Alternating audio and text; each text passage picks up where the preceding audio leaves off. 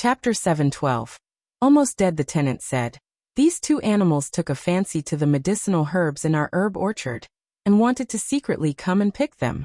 However, the herb orchard was guarded by Big Black and the other two big dogs. They knew that they couldn't succeed easily, so they used despicable methods. The two thieves clearly had a plan. One deliberately lured Yuancheng and the dogs away from the herb garden. Then the other one came in to steal the herbs. However, who knew that even though Yuancheng and the two dogs had left, Big Black was still guarding and unwilling to leave? The little thief was determined, but with Big Black around, he did not dare to approach. Big Black was too ferocious. When a dog barked, it could make people pee their pants. However, although Big Black was fierce, it was not a dog that would easily hurt people. It was mainly used to intimidate thieves and scare people. Until now, it had never bitten anyone. Therefore, it only cried out to warn the little thief to leave quickly, and use its cries to attract others. However, the closest place to the herb orchard was the manor. Zongguang, who was in the manor, took Yundong to the Jiao village and was not at home. Moreover, Madame One was a person who was especially insensitive to the barking of dogs. She only felt that Big Black was going crazy again, and did not want to go over to take a look. The other tenants heard the faint barks and rushed over, but it took time. Seeing that Big Black did not pounce on him and bite him, the little thief could roughly tell that something was wrong. He immediately ignored it, and went to pluck the herbs. After plucking 2 herbs, he completely angered Big Black. It suddenly jumped up and pushed the little thief to the ground. However, even though it had pounced on him, it did not bite him. It only pressed down on his shoulder to stop him. However, Big Black did not know that the little thief below had come prepared. He immediately drew his knife and stabbed at Big Black. Big Black had been cut 3 times. 1 in the abdomen, 1 in the face, and 1 in the leg. The injury on its leg was the most serious. The cut on its face ran from its forehead to its mouth. The scratch was a little deep.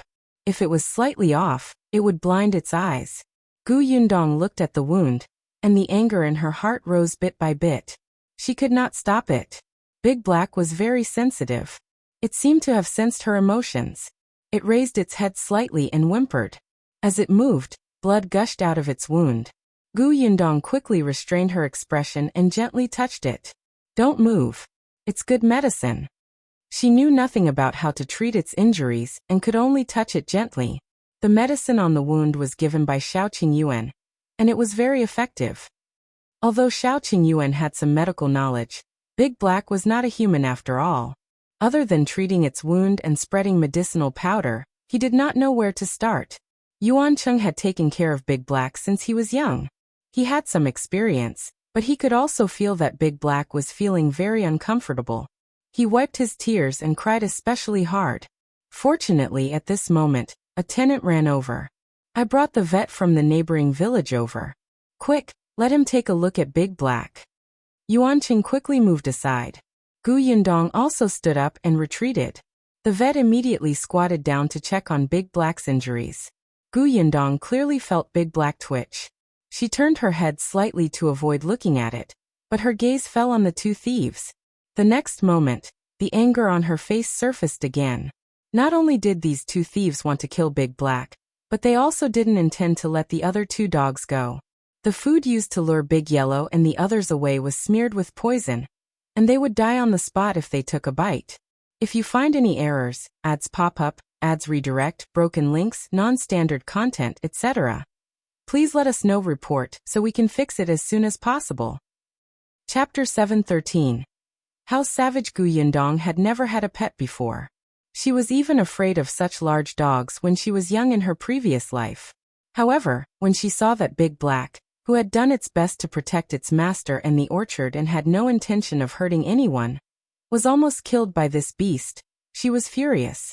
Especially since the 2 of them did not have any regrets, her anger was maxed out. After squeezing through the crowd, Yundong walked to the 2 thieves and said to Tong Shuitao and Zhu, "Drag these 2 things over there." Yes. Tong Shuitao and her companion were already eager to give it a try. They immediately dragged the 2 of them, whose mouths were gagged and their hands and feet tied, into the tall orchard. The 2 of them looked up and whimpered at Yundong. as if asking her to let go of them. The others found it strange, so a few of them followed over to take a look. Zongguang also went over. Just as he arrived, he saw Zhu remove the cloth balls that blocked the two thieves' mouths. The two of them immediately cursed. "Let us go? What do you want? We didn't steal anything. Can you kill us?" Tong Shuitao went over and slapped each of them fiercely. "You didn't steal anything, but you almost killed our dogs. So be it. They're not human. What are you doing? Do you still want to avenge them?" The two of them were a little arrogant. "Or are you sending us to the officials? Come on, let's see how the county magistrate will judge this case." In any case, they did not steal anything. At most, they would be locked up for 2 days. There was no law here that said that a person who killed a dog had to be sentenced. Tong Shuitao was furious. How could there be such a shameless person? She still wanted to hit him, but Yundong stopped her just as she raised her hand. Tong Shuitao turned her head. "Mississippi. Step back." Yundong waved her hand. Tong Shuitao glared at the two of them, and took a few steps back. The two thieves immediately sneered and stuck their tongues into their cheeks that had been slapped just now. They thought to themselves that they would get back at her after they were untied. They would teach this girl a lesson. Zongguang and the other tenants were angry, but what could they do? They couldn't really kill the thieves, and it didn't seem like they would suffer anything if they were sent to the officials. At most, they would be beaten and let go. Zongguang thought for a moment, and took a few steps forward. He was about to say that he would deal with these two people. Unexpectedly, Yundong suddenly raised her leg, and kicked the two of them in the chin. Zongguang. The tenants were speechless. "Ah!" The two of them screamed and rolled back in unison. They fell to the ground for a long time and did not react. After a while, they slowly opened their mouths and spat out a mouthful of blood and teeth. Yundong stomped her feet and took another step forward. She didn't say anything. She rubbed her right wrist slightly. After the two of them sat up, she punched one of them heavily in the stomach. She swung her hand back fiercely at the other person's head, grabbed his hair, and slammed him to the ground. The tenants took a deep breath. What a cruel method. Zongguang felt a chill on his neck. Only Zhu and Tong Shuitao were very calm. They were both people who had seen the world. This was just a small matter. Yundong clapped her hands and stood up. The two thieves had only been hit twice and could no longer sit up. The taste of blood filled their mouths, and their stomachs and heads hurt terribly. She looked up at Yundong with narrowed eyes. It was as if she was looking at a female devil. It made people feel as if their lives were in danger at any moment. Yundong looked down at them and asked, "Who's the mole? If you find any errors, ads pop up, ads redirect, broken links, non-standard content, etc. please let us know. Report so we can fix it as soon as possible." Chapter 7:14. They are together, the mole? Everyone looked at each other. Only the two people's eyes flickered, and a trace of shock flashed past their eyes. Zongguang quickly took 2 steps forward. "Aunt Miss, what do you mean by the mole? There's no insider? How can you be so well prepared for your first time stealing?" Yundong sneered. "No, it's not enough. It seems that the insider doesn't know this place very well, but it's definitely not just you. Where are your accomplices?" The two of them immediately denied it. However, they had just lost their teeth and their words were a little blurred. "Don't have an insider. No others. I don't know what you're doing. You're still not crying after seeing the coffin? Then let me see if your bones are really so hard." As Yundong spoke, a cruel smile appeared on his face. The two of them instantly felt their scalps tingle.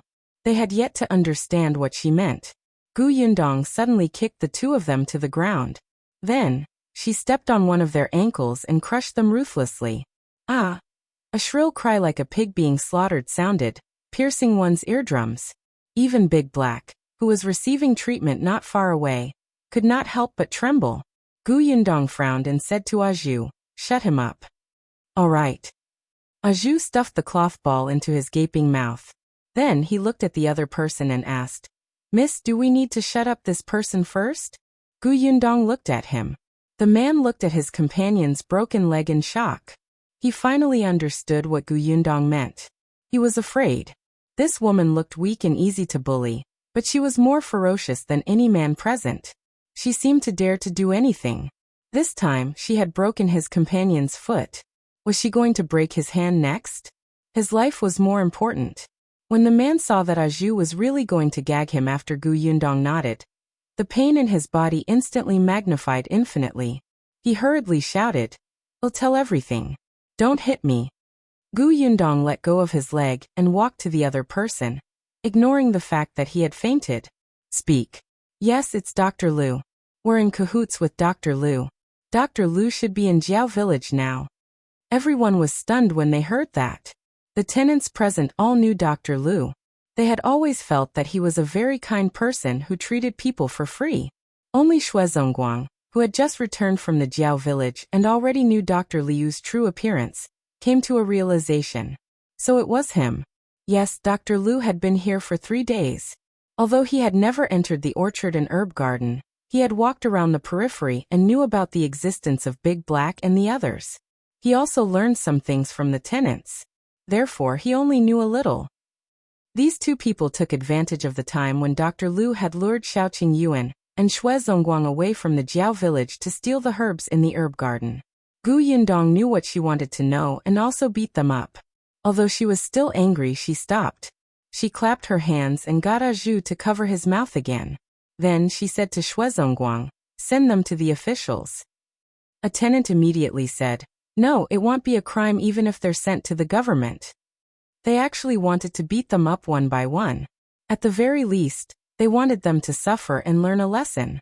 However, they were beaten up so badly now. If they attacked again, would they kill them? Gu Yundong laughed. Since he's Dr. Liu's accomplice, he will definitely be convicted. If you find any errors, ads pop up, ads redirect, broken links, non-standard content, etc., please let us know report so we can fix it as soon as possible. Chapter 7:15. Sneaking Zongguang. Gu Yundong ignored the two of them and asked Zhu to send them to the officials with the tenants. She walked back to the herb garden. Shao Qingyuan turned to look at her. "Are you done venting? Does your hand hurt?" As he spoke, he took out a bottle of ointment. This ointment has the effect of reducing swelling, bruises, and pain. Apply it first. When Zongguang, who followed them out, heard this, his face could not help but twitch. Gu Yundong did not take the ointment. "It's fine. There's no need to apply it. How's Big Black?" Fortunately, his life is not in danger. The vet wiped the sweat off his forehead and sighed. But the injury on his leg is a little serious. I'm afraid he won't be able to walk smoothly in the future. Gu Yundong squatted in front of Big Black again. Perhaps it understood the vet's words, but the light in its eyes slowly dimmed. The fur around its wound had been shaved off, making it look a little strange. After the veterinarian treated Big Black, he asked someone to carry the wooden board with Big Black on it to the farmstead. Gu Yundong looked at it lying there and felt depressed. After a long time, she returned to the manor with Shao Qingyuan. Zongguang got someone to clean up the herb orchard before hurriedly following. However, as soon as he entered the courtyard, he rushed towards the room where the three of them lived. After entering the house, Zongguang did not have time to wipe his sweat, and he rummaged around in the cabinet. After a while, he took out a key and opened the box. He took out a small paper bag. Then he took a small paper bag into the small kitchen not far away and brought over the kettle that was boiling on the stove. He poured 2 glasses of water. He was in a hurry, and there was sweat on his forehead as if he was too nervous. This made Tong Shuitao, who was about to enter the kitchen, feel especially strange. She kept feeling that the steward of this manor was acting suspiciously and definitely had evil intentions. Therefore, Tong Shuitao quietly hid outside the kitchen and stared at him. Zongguang did not realize it. After he poured the water, he felt that something was missing. A moment later, he patted his head, opened the cupboard, and took out a small porcelain jar. There was white sugar in the small porcelain jar. Zongguang poured some into the cup. Finally, he took out the small paper bag from his sleeve. After opening it, he gritted his teeth and shook it all into one of the cups. Tong Shuitao, who was outside the door, widened her eyes in shock. What did the Shui guy want to do? Could it be that he planned to pour 2 cups of tea for young Master Shao and his daughter? Tong Shuitao was so angry that her face turned red. As expected, he was not a good person. The stuff in that paper bag must be poison. Was he trying to poison mist to make way for his daughter? No, that wasn't right. He would have to go to jail even if he poisoned his master. He must have wanted to paralyze her. Tong Shuitao pursed her lips tightly. Seeing that Zongguang was about to come out, she quickly turned around and hid. She would personally expose his scheme in front of young miss and young master later. Tong Shuitao snorted and carefully followed behind Zongguang. Then, Zongguang walked out of the kitchen, but did not go to the central room. Instead, he went in another direction. Finally, he stopped at the door of a room and knocked on the door with a cup of tea. Footsteps quickly came from inside, followed by Madame Wan's face. Her father, why are you here? Madame Wan asked softly. Is everything all right in the herb garden? Zongguang shook his head. Everything is fine now. Then he looked at Xueqin, who was still angry, sitting on the edge of the bed and sighed slightly. If you find any errors, ads pop up, ads redirect, broken links, non-standard content, etc., please let us know report so we can fix it as soon as possible. Chapter 716 You killed her? When Xueqin saw him enter, she snorted coldly and turned her body to the side, not even looking at him. Zongguang's heart ached when he saw that the finger marks on her face had not disappeared. After putting the teacup on the table, he said softly, Qiner, it's my fault today. I shouldn't have hit you. Xueqin's expression softened a little when she heard her father, who had always been domineering, apologize to her. Madame Wan also hurriedly said, All right. There's no overnight grudge between father and daughter. Qiner is also in the wrong. Let's let this matter pass. Let's not mention it anymore. Xueqin wanted to say that she was not in the wrong. So what if she admired her master? When she became her master's concubine in the future, her family would rise with the tide. She was doing this for her parents' own good. However, Madame Wan kept winking at her. She also knew that now was not the time to push her luck. She had to take it slow to change her father's mind. Hence, she nodded softly. I don't blame father either. It's good that you don't blame me. Zongguang handed her a cup. This is sugar water. Take it as my apology. Drink it and show that you forgive me, okay? Okay. Xueqin thought that her father still doted on her after all. Otherwise, why would he make such precious sugar water for her to drink? Hence, she became more confident in persuading him and marrying her master in the future. She was happy and drank the sugar water in one go. However, not long after she finished drinking, she suddenly felt a little dizzy and her eyelids were heavy. After a while, she said uncontrollably, Father, mother, I want to sleep for a while. As soon as she finished speaking, she fell onto the bed. Ah! Madame Wan was shocked and quickly pushed her. Qiner, what's wrong? What are you shouting for? Zongguang glared at her and took away the cup that Xueqin had left on the bed. Madame Wan was stunned. Seeing that he was not worried at all and was still moving slowly, she thought of the cup of sugar water just now. What else did she not understand? She looked at him in disbelief. You killed her? She's our only daughter. How dare you kill her? Madame Wan was no longer afraid of him. She rushed up and wanted to fight him to the death. Zongguang turned to the side. All right, what's with the fuss? Who killed her? She just drank some calming tea and fell asleep. Look carefully. Madame Wan was stunned and quickly reached out to check under Xueqin's nose. As expected, her daughter was still breathing, and she immediately heaved a sigh of relief. Then, she looked at her husband resentfully. What are you doing? Why did you give her some calming tea for no reason? What else? Should we wait for her to go to young master's place in the middle of the night and do something shameless? Madame Wan was shocked, and her expression instantly became unnatural. Her husband indeed knew their daughter very well. Just before Zongguang came, Xueqin was indeed trying her best to persuade her to help her fulfill her wish. After all, this was a rare opportunity. If young master left tomorrow, he might never come again. Madame Wan was not an opinionated person, and was almost convinced. Unexpectedly, Zongguang decided to take drastic measures, and let her sleep until tomorrow morning. Zongguang snorted. Why are you still standing here? Go to the kitchen and make dinner. Madame Wan left dejectedly. Only then did Zongguang look at Qin, who was lying unconscious on the bed. He sighed slightly, covered her with the blanket, and left the room, locking the door behind him. If you find any errors, ads pop up, ads redirect, broken links, non-standard content, etc., please let us know. Report so we can fix it as soon as possible. Chapter 480. Chapter 480. Hooking his neck with one hand, Sylvan Chaney and Jasmine Yale walked along while on Maple Mountain. Jasmine was lost in the enchanting scenery and didn't feel tired at all. It was truly beautiful. Do you want to see more? If you do, I can have lunch brought over, Sylvan asked for her thoughts. Jasmine shook her head. Let's go back. I want to return to my rental. She hadn't been back to that little cottage in a long time. It was unclear when Payan would be able to return. The place was lonely and deserted. Don't go back there. I bought you an apartment in the city center.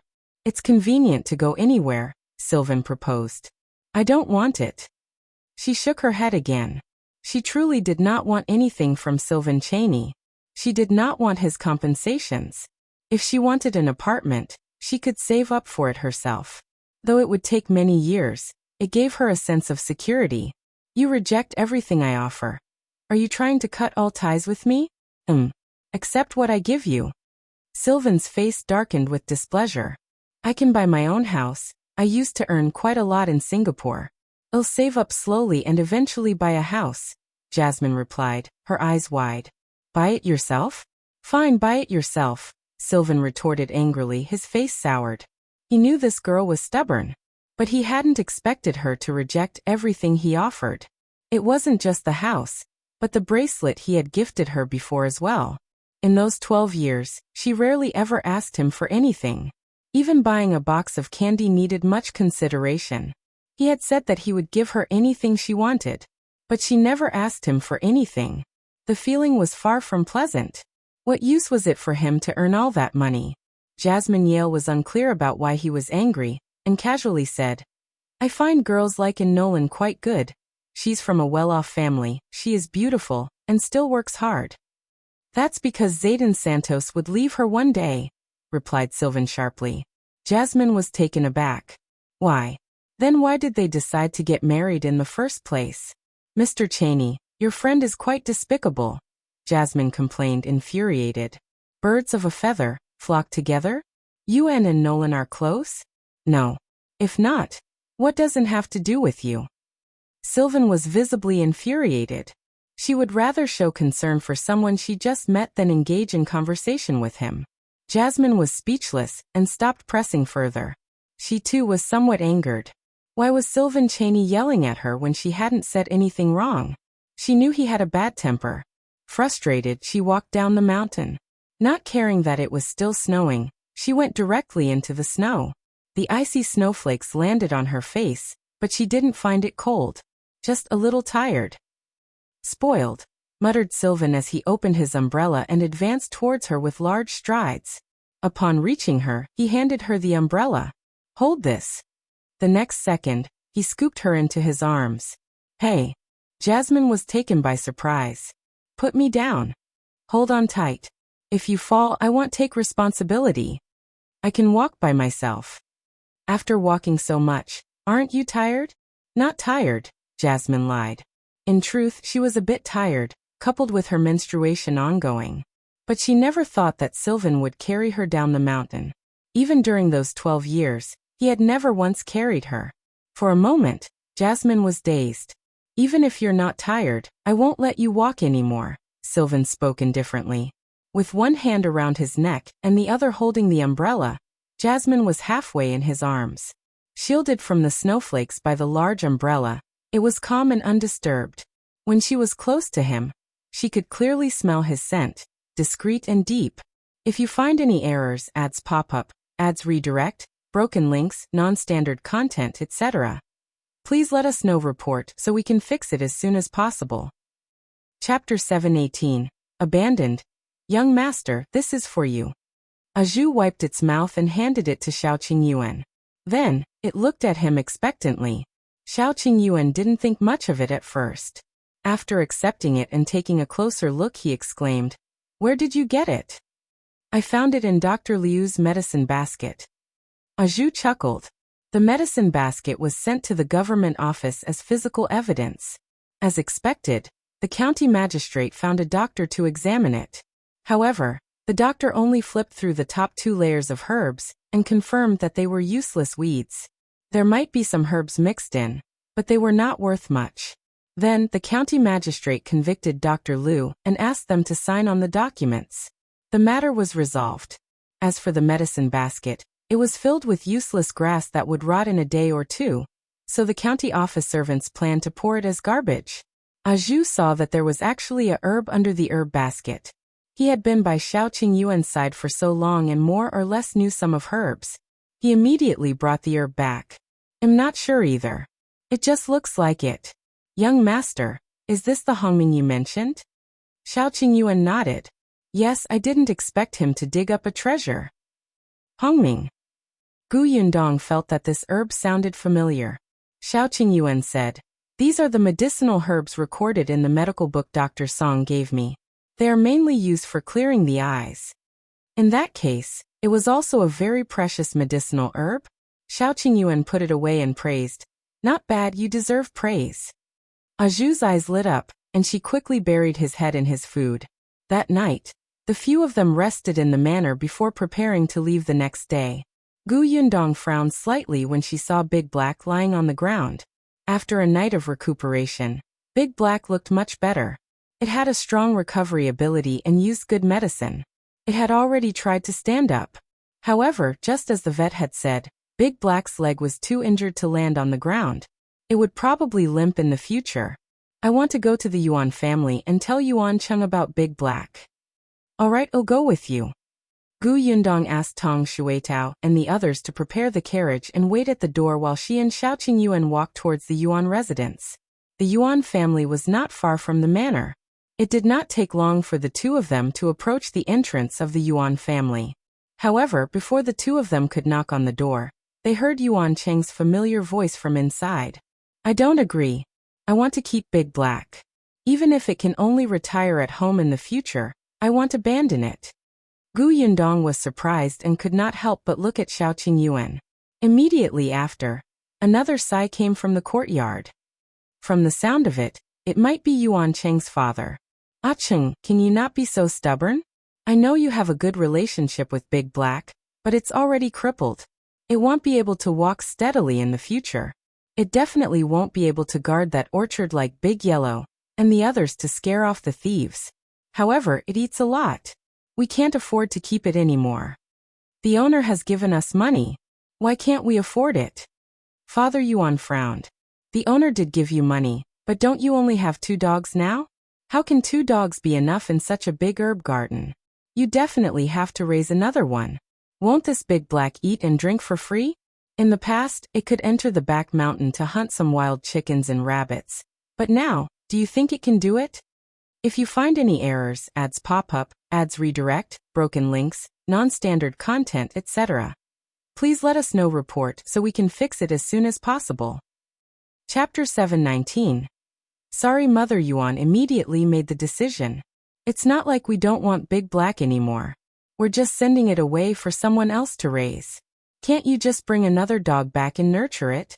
Your aunt has already said that Big Black can go to her house." Yuan Cheng suddenly raised his voice.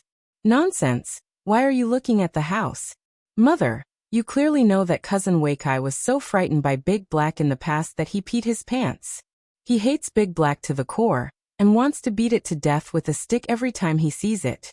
You even sent Big Black to eldest aunt's house. Let me tell you, if you send it over today, they will eat Big Black tomorrow." What are you saying? How rude. Your uncle is not such a person." Yuan Cheng only sneered. Yundong could not take it anymore. She raised her head and knocked on the door twice. Yuan Cheng did not move, and Mother Yuan was also angry.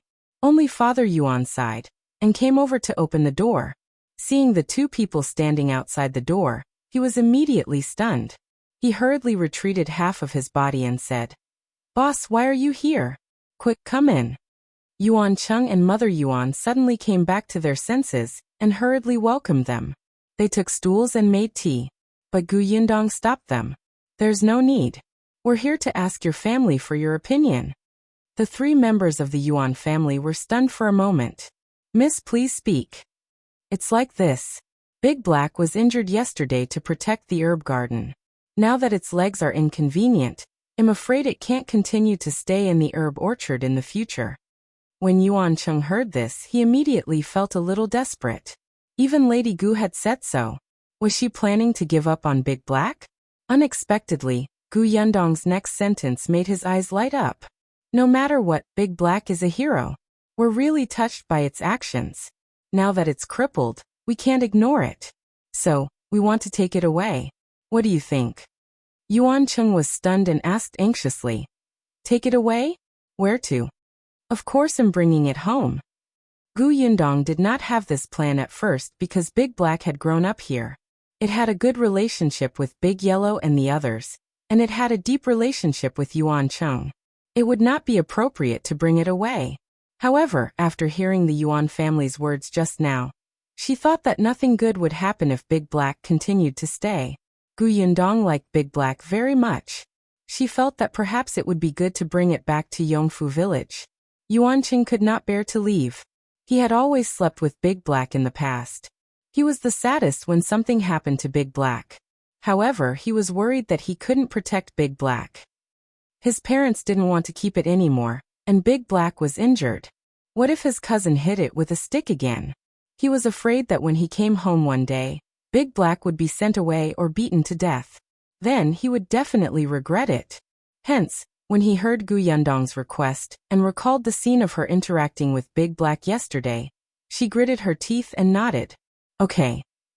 Father and Mother Yuan naturally wouldn't say anything.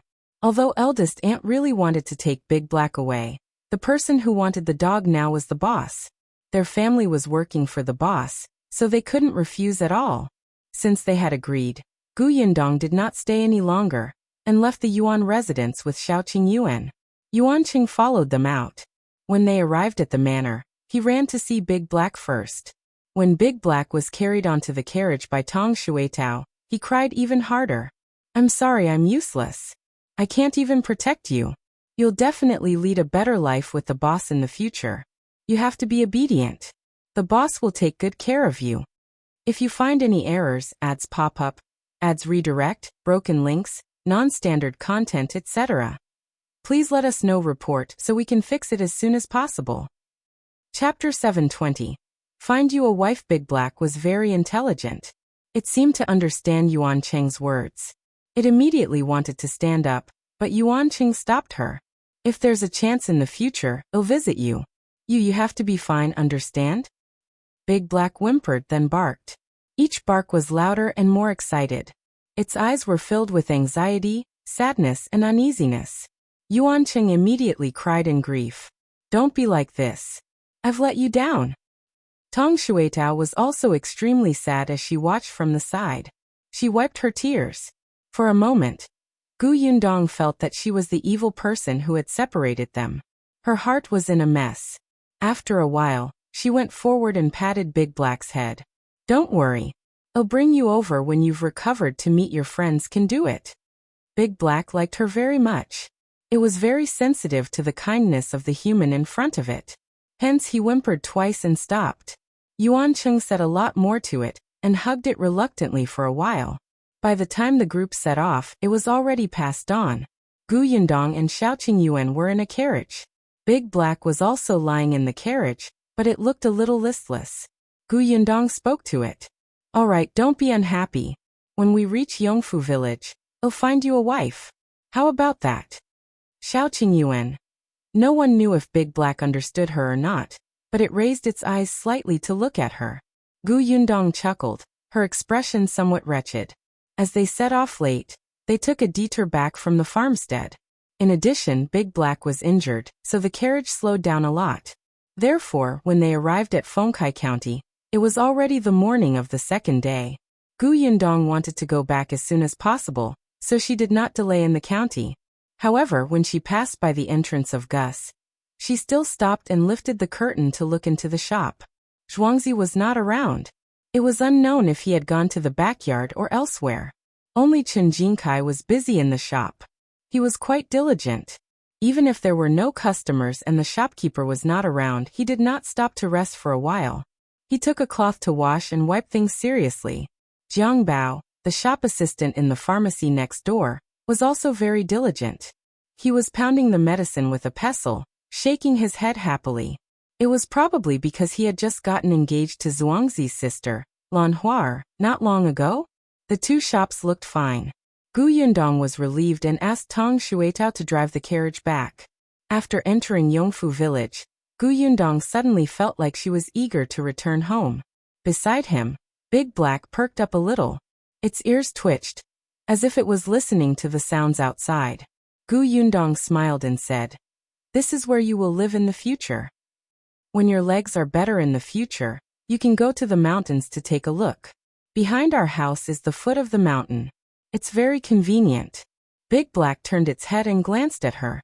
After entering the village, the carriage slowed down. Gu Yundong lifted the curtain and looked out.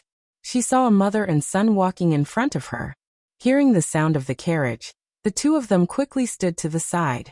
Just as the carriage passed by them, Gu Yundong suddenly heard one of them say something. "I've already told you that it's too late to come to the Gu family workshop today." Gu family workshop? Gu Yundong was not the only one. Tong Shuetao, who was driving the carriage, also slowed down and listened.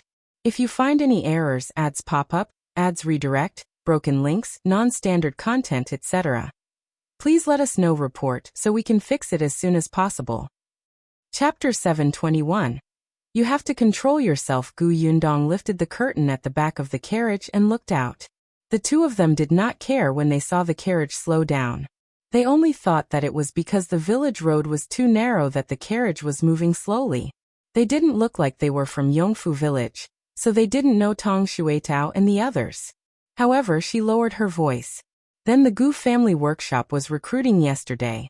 If we come today, they definitely won't want you anymore.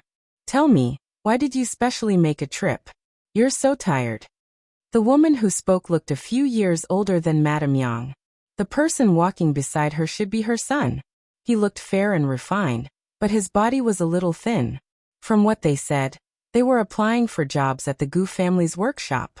However, this young man did not look like he was good at work. It was as if he could not even lift a bucket of water. When the youth heard his mother's words, he was a little annoyed. "Mother, that's enough.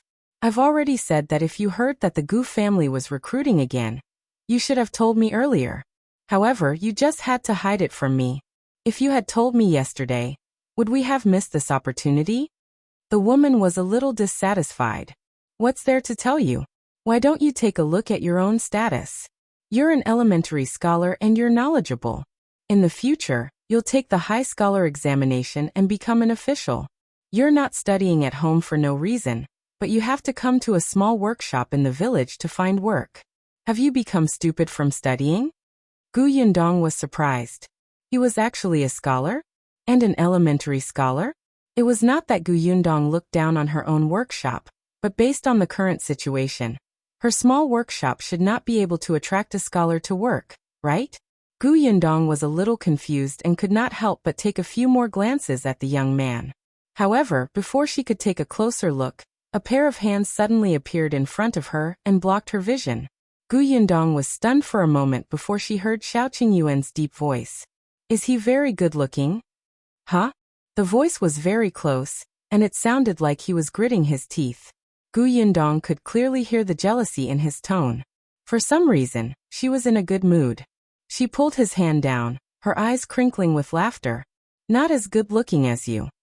Shao Qingyuan's body suddenly froze. A wave of frustration surged up, making his throat go dry. He suddenly reached back with one hand to cover the big black eyes that were curiously turning in his direction. His other hand wrapped around Gu Yundong's waist and pulled her tightly into his arms. Gu Yundong was surprised. The next moment, she felt a warmth in her ear and was gently bitten. She suddenly shuddered, and the blood in her body instantly boiled. F***ck, this man, however, Shao Qingyuan had already let go of her. He turned his head and said to Tong Shuetao, "Hurry up." The carriage arrived at a spacious place and sped up in an instant. Shao Qingyuan turned around and met Gu Yundong's shining gaze. He coughed lightly and felt a little uncomfortable. I'm just reciprocating. If he was jealous, so be it. To hell with reciprocating. Gu Yundong snorted and reached out to rub his face. You have to control yourself. I'm not of marriageable age yet. Shao Qingyuan was speechless. You were the one who kissed me first. However, he smiled and said, you'll be coming of age next month. You'll be fine then? If you find any errors, ads pop up, ads redirect, broken links, non-standard content, etc., please let us know report so we can fix it as soon as possible. Chapter 722. The Nest of the Bed. Next month? So soon? Gu Yundong was in a daze when she realized that time had passed in a flash. She had been in Yongfu village for almost a year. Miss, we're home. Tong Shuetao's voice came from outside. Gu Yundong looked up at Shao Qingyuan, who was still waiting for her answer. He chuckled and jumped off the carriage. Help me carry Big Black in. Shao Qingyuan couldn't help but laugh. He was actually a little resentful that time had passed too slowly. He felt that it was too cold when he built such a big house. He only lacked a mistress at home. If only they could get married as soon as possible. He got out of the carriage and carried Big Black down. Tong Ping had already told them about Gu Yundong's return, so Madame Tong and her daughter-in-law had already prepared the room. The moment Gu Yundong entered, she instantly felt relaxed. She put away the things she had brought from the prefectural city. When she saw Shao Qingyuan carrying Big Black in, she immediately got busy making a nest for it. Father Tong wanted to take over, but Big Black had just arrived at an unfamiliar place and was still uneasy. His entire body was on guard, and he kept shrinking back. Gu Yundong could only let Father Tong go out first, indicating that she could do it with Shao Qingyuan. Currently, the conditions were limited. Gu Yundong wanted to make a simple nest for it to live in. Later, she would find a carpenter to build a wooden house for Big Black. No matter what, it would be a member of the family in the future. They had to take good care of it. Shao Qingyuan looked at Big Black enviously. He also wanted a nest, the kind of nest that was already a bed. He turned around and went out to get the big basket. There seemed to be one in the backyard. He should be able to use it for Big Black to sleep for the time being. He had just walked out of the door when he saw Tongan rushing over. When he heard that Gu Yundong was back, he hurried over to report his work. However, before she could step through the door, she heard a voice from outside. Is this the Gu family? We're here to look for work. Shao Qingyuan immediately guessed that it was the mother and son from before. He immediately said to Tongan, go and take a look. If they're not suitable, just send them away. Tongan was stunned. He subconsciously turned around and left. However, after taking a few steps, he felt that something was amiss. Why did it sound like young Master Shao really hoped that the person who came was not suitable? However, Tongan also felt that it was inappropriate. He had already released the news about the recruitment the day before yesterday. It had already ended yesterday. The other party had only arrived today, making people feel that they did not take him seriously. Tong An's first impression was not good, but he did not expect the other party to be an elementary scholar. After all, talents were rare.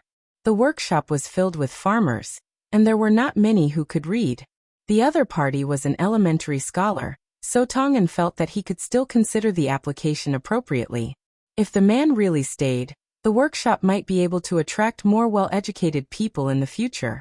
Gu Yundong naturally heard that cry, but she did not care. It was agreed that the first round of recruitment would be handed over to Tongan, even if the other party was a knowledgeable elementary scholar. She did not intend to interfere. If the elementary scholar passed Tong An's assessment, Gu Yundong would just have to wait and see. She only took the basket from Shao Qingyuan. This basket was very big and not tall. Even with Big Black's size, it could completely fit in.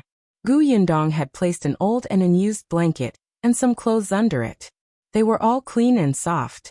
She stretched out her hand and tested it. When she felt that it was okay, she let Big Black in. Unexpectedly, a sharp cry suddenly came from outside. If you find any errors, ads pop up, ads redirect, broken links, non-standard content, etc., please let us know report so we can fix it as soon as possible. Chapter 723. Do you not have a mouth? Why don't you want my son? My son is an elementary scholar. He's knowledgeable and capable. If you want those bumpkins, why can't you want my son? The woman's voice was a little loud. Tongan did not expect her to suddenly become so agitated. He immediately wanted the two of them to leave, but the woman had already shouted inside. Bosku, quickly come out, right? You manager is not good people. He's afraid that my son is an elementary scholar who has the ability to snatch his position. He actually doesn't allow my son to come to the workshop to work. My son is an elementary scholar, an elementary scholar.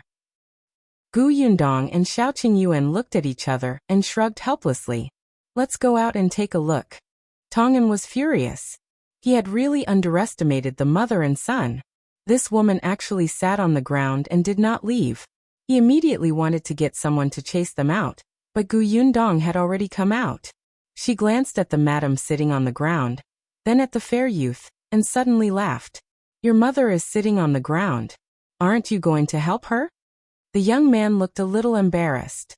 He quickly went forward and wanted to help the woman up. The woman snorted and looked at Gu Yundong. Who are you? I want to see Boss Gu. I am she. The woman was stunned. She had heard that the eldest daughter of the Gu family was in charge of the Gu family's workshop, but she did not expect to see such a weak-looking woman. Wasn't the boss supposed to be a tigress with a ferocious aura that could intimidate men? When the young man heard this, he helped his mother up even more anxiously. Mother, stop making a scene. The woman stood up unwillingly. Only then did Gu Yundong look at Tongan. What happened? Miss, this gentleman wants to work in the workshop. However, the conditions are a little high. Right after Tongan said that, he heard the woman's raised voice. How are the conditions high? My son is an elementary scholar. If he works here as an accountant, his monthly salary will only be 5 taels a month. How is that high? Boss Gu, don't listen to his nonsense. I think he treats my son as a threat to his position, so he rejects my son with an excuse. Gu Yundong waved her hand, as if she did not want to hear what the woman had to say. She looked at the young man and asked, Your mother said that you're an elementary scholar, right? That's right. Gu Yundong smiled. Since you're an elementary scholar, you're naturally knowledgeable. Why don't you go to the county city to find work? Even if you don't become a teacher in a rich family, those shops should want you, right? Why do you have to come to a small workshop like mine that has only been open for less than a year to be an accountant? This young man looked to be around 20 years old. He was already an elementary scholar at such a young age, which meant that he was indeed talented. The young man was still hesitating when the woman shouted again. Why? My son is just... Don't you have a mouth? You keep letting your mother answer questions for you? The woman was stunned, and a trace of embarrassment flashed across the young man's face. He quickly said, I heard that the Gu family's workshop has good benefits and high wages, so I came to look for work. Gu Yundong smiled and shook her head. No matter how good the benefits are, it's just a small workshop. If you don't want to tell the truth, you can leave. After saying that, she turned around and left. The young man immediately panicked. Wait. If you find any errors, ads pop up, ads redirect, broken links, non-standard content, etc., please let us know report so we can fix it as soon as possible. Chapter 724. Whoever hires him is an idiot. Gu Yundong paused and turned to look at him. The young man tugged at his fingers. Independent Illinois, just tell the truth. I'd like to hear the details. The young man gritted his teeth and said in a low voice, although I'm an elementary scholar, am not good with words.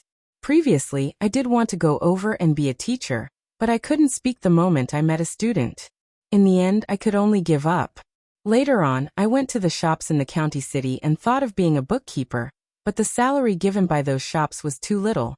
Then, I heard that the Gu family's workshop has good benefits and can even cover accommodation, so I wanted to come over and give it a try. Although I'm not very good at talking, my title as an elementary scholar is real. Don't worry about this. Gu Yundong lowered her eyes as she listened. When the young man was done, she nodded slightly. Yes, I understand. You can go back. What? What do you mean? Our workshop doesn't intend to hire you. The young man panicked. Why? I'm an elementary scholar. Yundong found it funny. So what if he was an elementary scholar? Could it be that the title of an elementary scholar was a pass?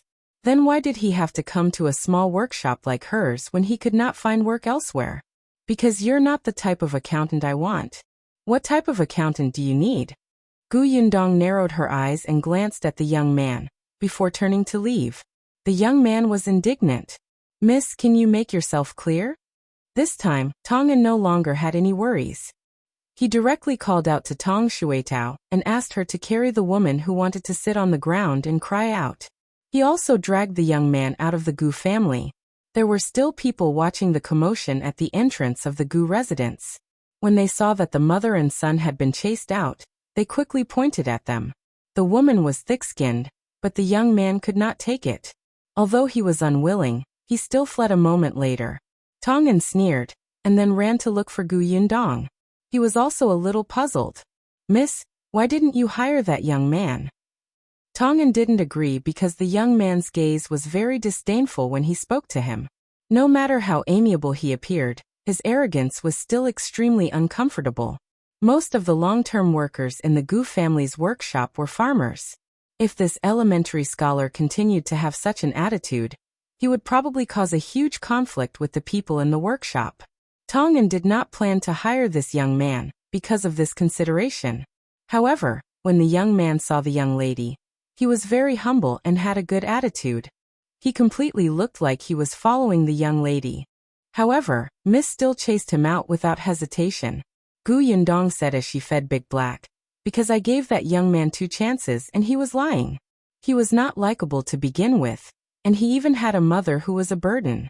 In the end, he was full of lies. Whoever hires him will be a fool. Lies.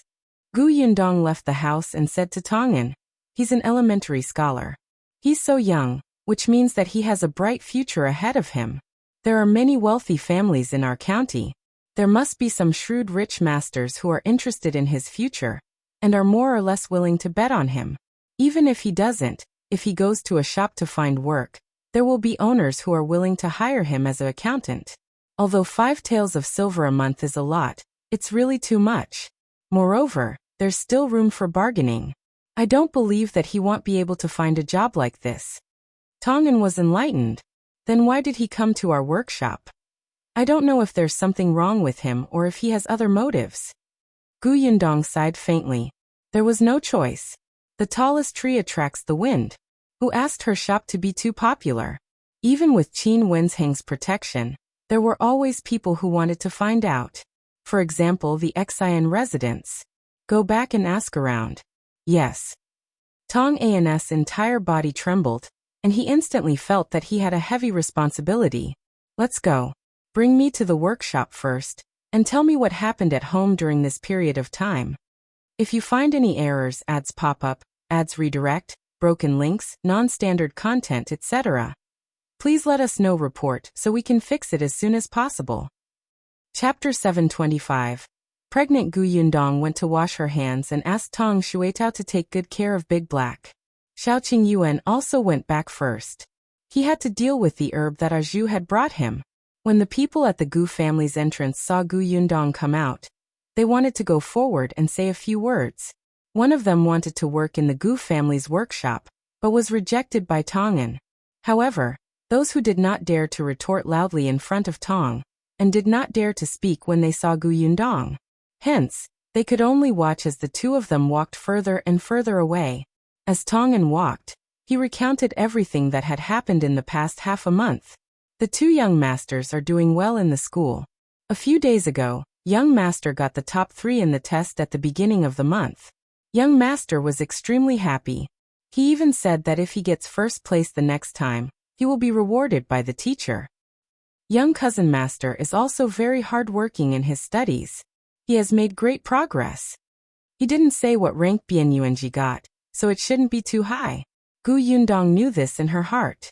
After all, she had entered school late and had a weak foundation. To her, it was already a little difficult to keep up with the teacher's lecture. However, it's been very strange these past 2 days. Young master and young cousin master have been going into the kitchen, and saying that they want to learn how to cook. No matter how we persuade them, they won't tell us the reason. Yundong was surprised. Yunshu and Yuanji were going into the kitchen? What was going on? It seemed like she had to ask the two little ones properly after school. Everything is fine at home. Also, my sister-in-law is pregnant again. Yundong stopped in her tracks and asked in surprise, really? Yes, she just saw a doctor yesterday. This is a joyous occasion. It's worth celebrating. The Tong family did not have many children. Tong Shuetao was the only one in her generation. She was already so old this year, and did not have any siblings. Tongan had been hurt before, and others did not know if he would get married and have children in the future. Hence, wasn't it a joyous occasion for the Tong family to have a new member? Yundong reckoned that when little Peach found out, she would be overjoyed. After explaining the Gu family's situation, Tongan started talking about the people in Yongfu village. The Zeng family's days were getting better and better. Madame Dong's brothers, who had not been around much in the past, had also been especially diligent recently, especially since the Gu family's workshop recruited workers yesterday. They had practically stayed in the Zeng family's house and refused to leave. Unfortunately, although Madame Dong did not have a strong personality, she was also a principled person. She knew what kind of people her brothers were. Introducing them to the workshop was to cause trouble for Yundong. Because of this, Madame Dong's brothers scolded her for being a heartless ingrate. Now that she was rich, she forgot about her brothers and only thought about living a good life. She would be struck by lightning in the future. Then, Zonghu, who was already agile, chased them out with a stick. The Zeng family's life was indeed getting better and better. Zonghu and his wife were working in Yundong's workshop. They did not have much land to begin with, and had already rented it out. The couple worked hard and increased their wages. Zeng Jia had already gone to the private school in the neighboring village to study. According to Zeng Hu, he would send Zeng Lu over in 2 years. The private school did not have a high tuition fee. Although it was a little strenuous to provide for the two children, the Zeng family's life was getting better and better. It did not matter if it was a little tough. Zeng Yu was a girl, and could not go to school. She helped out at home. However, Zeng Jia would teach her how to read every day when he returned from the private school. Zeng Yu was also hardworking and often came to the Gu family to ask Shen Sitian about embroidery. At the mention of Shen Sitian, Yundong could not help but ask, "Where did she go? I haven't seen her since I came back." If you find any errors, ads pop up, ads redirect, broken links, non-standard content, etc., please let us know. Report so we can fix it as soon as possible. Chapter 726. Affection is gone. An unnatural look flashed across Tong An's face. Yundong did not notice and continued to walk forward. Only then did Tong An take a few steps forward and say, "She went to the county city today to sell her embroidery work." "Really? How's her embroidery sales these days?" Tong An quickly lowered his head and said softly, "Well, I'm not too sure." Yundong nodded and did not ask further. After all, there were differences between men and women. It was indeed inappropriate for Tong An to ask too much about Shen Sishan's private matters. She changed her mind and asked about other things. Tong An exhaled slightly before continuing. The Zeng family was getting better and better now. It was said that they would renovate the house next year, and plan to build 2 more rooms. At that time, they would give each of the children a room. Compared to the Zeng family, the Shi family had changed even more. Not only did the Shi couple manage the orchard for Yundong, but they also earned a lot of money. Coupled with Zhuangzi, who was now the shopkeeper, the changes in the Shi family were visible to the naked eye. During this period of time, the Shi family had already been renovating the house. In addition, Lan Huaner and Jiangbao had just gotten engaged and were about to get married next year. However, Lan Huaner did not have a proper boudoir of her own. The Shi couple wanted her to get married in a grand manner, so the first thing they renovated was Lan Huaner's boudoir. Now that Lan Huaner matter was settled, Zhuangzi was still alone. The Shi couple was very anxious. Their neighbors and friends stared at Zhuangzi as if he was fat meat. They wished they could tie him up and make him their son-in-law. This was a shopkeeper. He had become the head shopkeeper of a county shop at such a young age. He was too promising. Moreover, The Sure couple had a good personality and were not domineering. His sister-in-law was about to get married, and they were even renovating the old house. Which woman would not enjoy life after marrying him? However, Zhuangzi was unwilling no matter what. He simply did not come back after his family said too much. During the past 10 days, he had been living in the county shop for half of the time. If there was anything, he would ask Chen Jinkai to help pass on a message. Gu Yundong did not know whether to laugh or cry when she heard that. This was a career-type man, completely devoted to work. Speaking of Chen Jinkai, Tong'an suddenly thought of something. Madame Fong even returned to Yongfu village and ran to the village chief's house to cause a scene. It could be said that she ruined her last relationship with the Chen family. What did she do? She said that Jiang Yongkang was not nice to her and scolded her every day. She asked the village chief to help divorce him. However, the village chief is in an awkward position right now. He's neither from Madame Fang's maternal family, nor from her husband's family. Madame Fang is no longer a member of Yongfu village either. He couldn't care less about her, so he asked her to talk to her maternal family. Seeing that he was unwilling to help, Madame Fang cursed him for his lack of conscience and kept slandering him. In the end, Madame Zhou couldn't take it anymore, and went up to slap Madame Fang twice. The two of them started fighting. Later on, for some reason, Madame Fang accidentally bumped into Chen Jinkai's 12-year-old son. His son's head hit the door frame on the spot, scaring the entire family.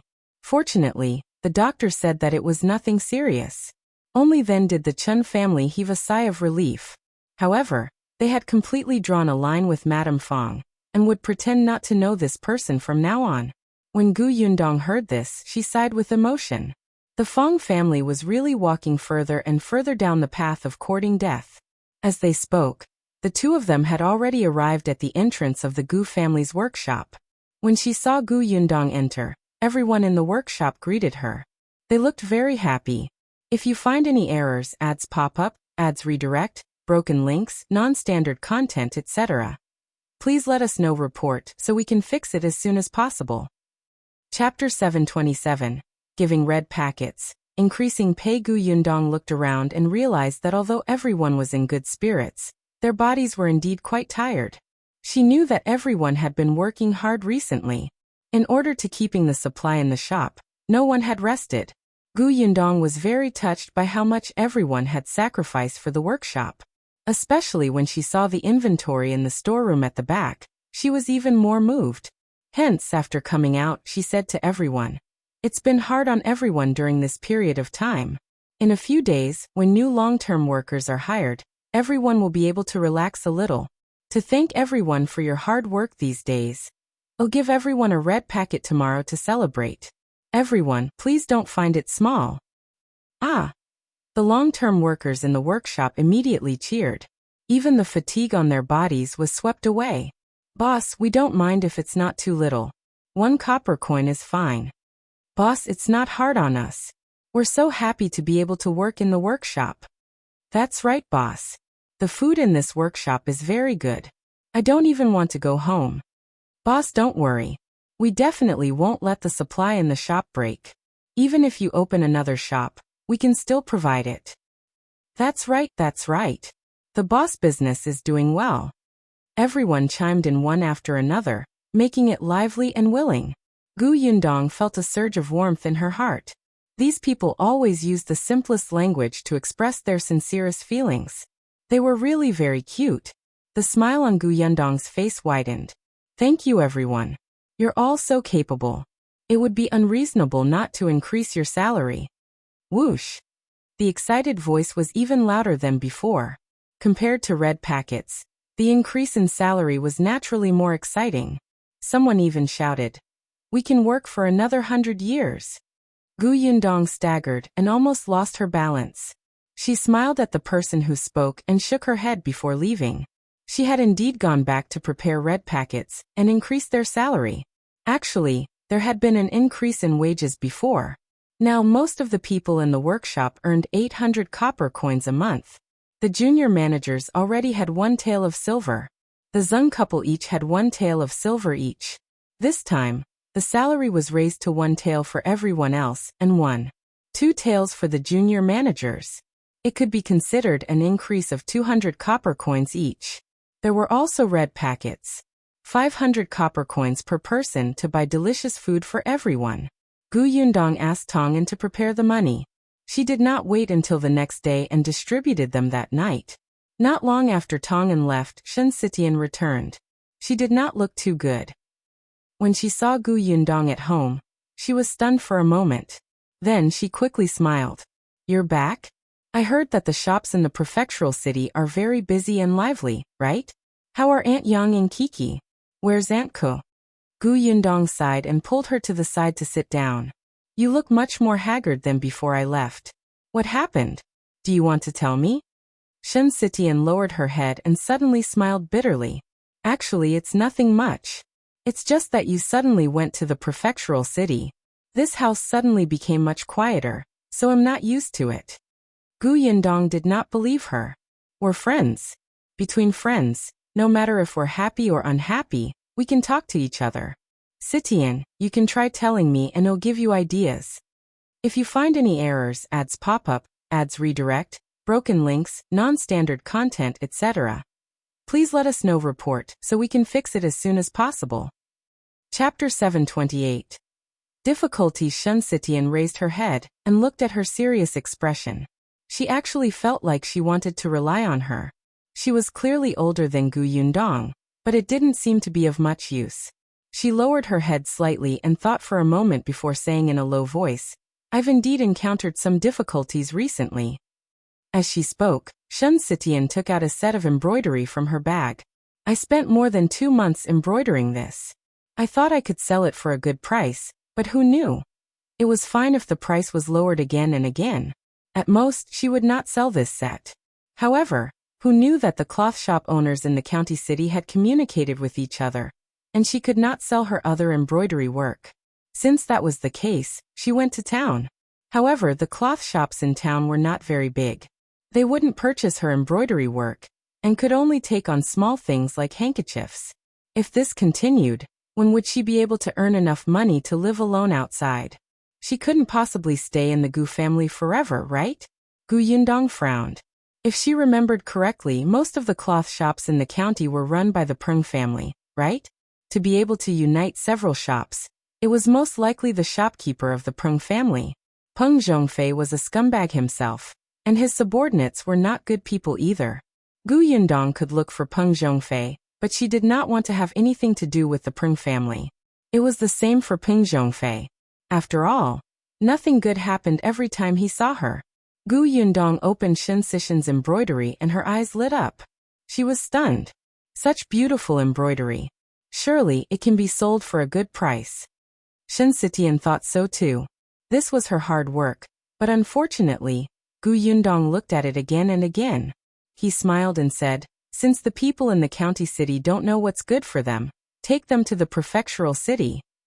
The prefectural city? Of course, if you don't go to the prefectural city, I can help you sell it. Gu Yundong said. "Anyway, I have a shop in the prefectural city now, so I have to go back and forth often. Even if I'm not free, Tong Ping and the others have to deliver goods to the shop from time to time. You can ask him to help bring your works over. With your skills, you don't have to worry about not being able to sell them." Shen Sitian moved but said, "Will it be too much trouble for you?" "What trouble is there? It's just a matter of convenience. If you're afraid of trouble, just don't refuse when I ask you for help later." "Of course I won't refuse," Shen Sitian quickly said. "Isn't that enough? Sitian, I think you should embroider such big pieces in the future. They can be sold for a lot of money. They're much better than the ones you embroidered, such as pouches and handkerchiefs." Shen Sitian thought so too, but she had just arrived at Yongfu village and was not confident. This embroidery was the first big piece she had tried. Unfortunately, she had hit a wall everywhere and was very discouraged. Gu Yundong was already pondering which shop she should sell the embroidery to. During her time in the prefectural city, she had also visited a few shops. Just as she was thinking, Tong'an returned. When he saw Shen Sitian sitting in the central room, he was slightly stunned and immediately lowered his head. When Shen Sitian saw him, she hurriedly stood up and said unnaturally, "Yundong, I'll go back to my room first. You have something to discuss first, right? With that, she left in a hurry. When Gu Yundong looked up, she could only see her back. She frowned slightly. Why did she feel that Sitian was still hiding something from her? However, there were always secrets. Since she was unwilling to tell, Gu Yundong could not force her. Gu Yundong put away the embroidery work and looked at Tong'an. If you find any errors, ads pop up, ads redirect, broken links, non-standard content, etc., please let us know. Report so we can fix it as soon as possible. Chapter 729. Supporting elder sister in the future. Tong'an had already sent out the red packets and also mentioned the increase in salary. Everyone was very happy, and Gu Yundong was relieved. After a while, Yunxu and Yuanji returned from school. When the two little guys heard that she was at home, they rushed in like a gust of wind without even putting down their school bags. Big sister, you're back. Cousin, how are uncle and the others? The two of them ran to her in an instant, then stopped in unison to avoid bumping into her. Gu Yundong squatted down and hugged each of them. Did you miss big sister? Yes. The two of them nodded obediently, their eyes sparkling. Gu Yundong wiped their sweat with a handkerchief. Then, she stood up and held their sweaty hands as they walked into the house. Big sister bought gifts for you in the prefectural city. Come and take a look. Yunxu immediately jumped up in joy. When he saw Gu Yundong's gift, his eyes lit up. Big sister is really the best big sister in history. She's already so beautiful and kind-hearted. It's hard to earn money by opening a shop in the prefectural city, but she still wants to buy gifts for us. Cousin Yuanji, we must be filial to big sister in the future, and support her in her old age. Yuanji nodded. Gu Yundong. Support me in my old age? When I'm old, you won't be young anymore. Can you put away your filial piety? Why did she feel that after not seeing this little guy for a while, he was becoming more and more eloquent, and even knew how to flatter others? What did Qin Wenjing teach him? Gu Yundong's gifts were all trinkets from the prefectural city. She had thought of buying them pen, ink, paper and inkstone but decided against it. Studying was already so tiring, so they had to relax appropriately. Those toys were quite good for entertainment and relaxation. After the two of them put down their school bags and became less excited, Gu Yundong started chatting with them about the recent situation. The two little fellows seemed to be very interested in how Gu Dajiang entered Tianhai Academy, so Gu Yundong told them the entire process as if she was telling a story. The two of them were especially fascinated as they listened. Yunxu sighed and said, My father is really too smart. Cousin Yuanji, what if the two of us want to go to Tianhai Academy in the future, and the mountain elder makes things difficult for us? Moreover, if he learns from my father's lesson, the difficulty of the questions will definitely be even greater. Maybe they'll ask you who you should save when your big sister, uncle, aunt and Kiki fall into the water. Yunxu nodded heavily. Looks like you'll have to think about this from now on. After some thought, he shook his head. No, I should start learning how to swim from now on. When the time comes, I can tell the mountain elder that I will save all four of them. Gu Yundong was speechless. Can you guys be more realistic? Does the mountain elder have nothing better to do? Does he have to rack his brains to think of 3 difficult questions for every student who enters the school? Won't his head go bald? However, Yunxu felt that what he was thinking about now was very realistic. This was called taking precautions before anything happened. He had to consider all the possibilities. What if the mountain elder wanted to make things difficult for him, even at the risk of going bald? After all, the man did not gain any advantage from his father, and might want to make things difficult for the son. Gu Yundong actually felt that what he said made sense. Chapter 730. A carriage came to Yongfu village. Forget it, let's not care about him. Gu Yundong shook her head and saw Shao Qingyuan enter. He was here for dinner. Speaking of dinner, Gu Yundong suddenly thought of something.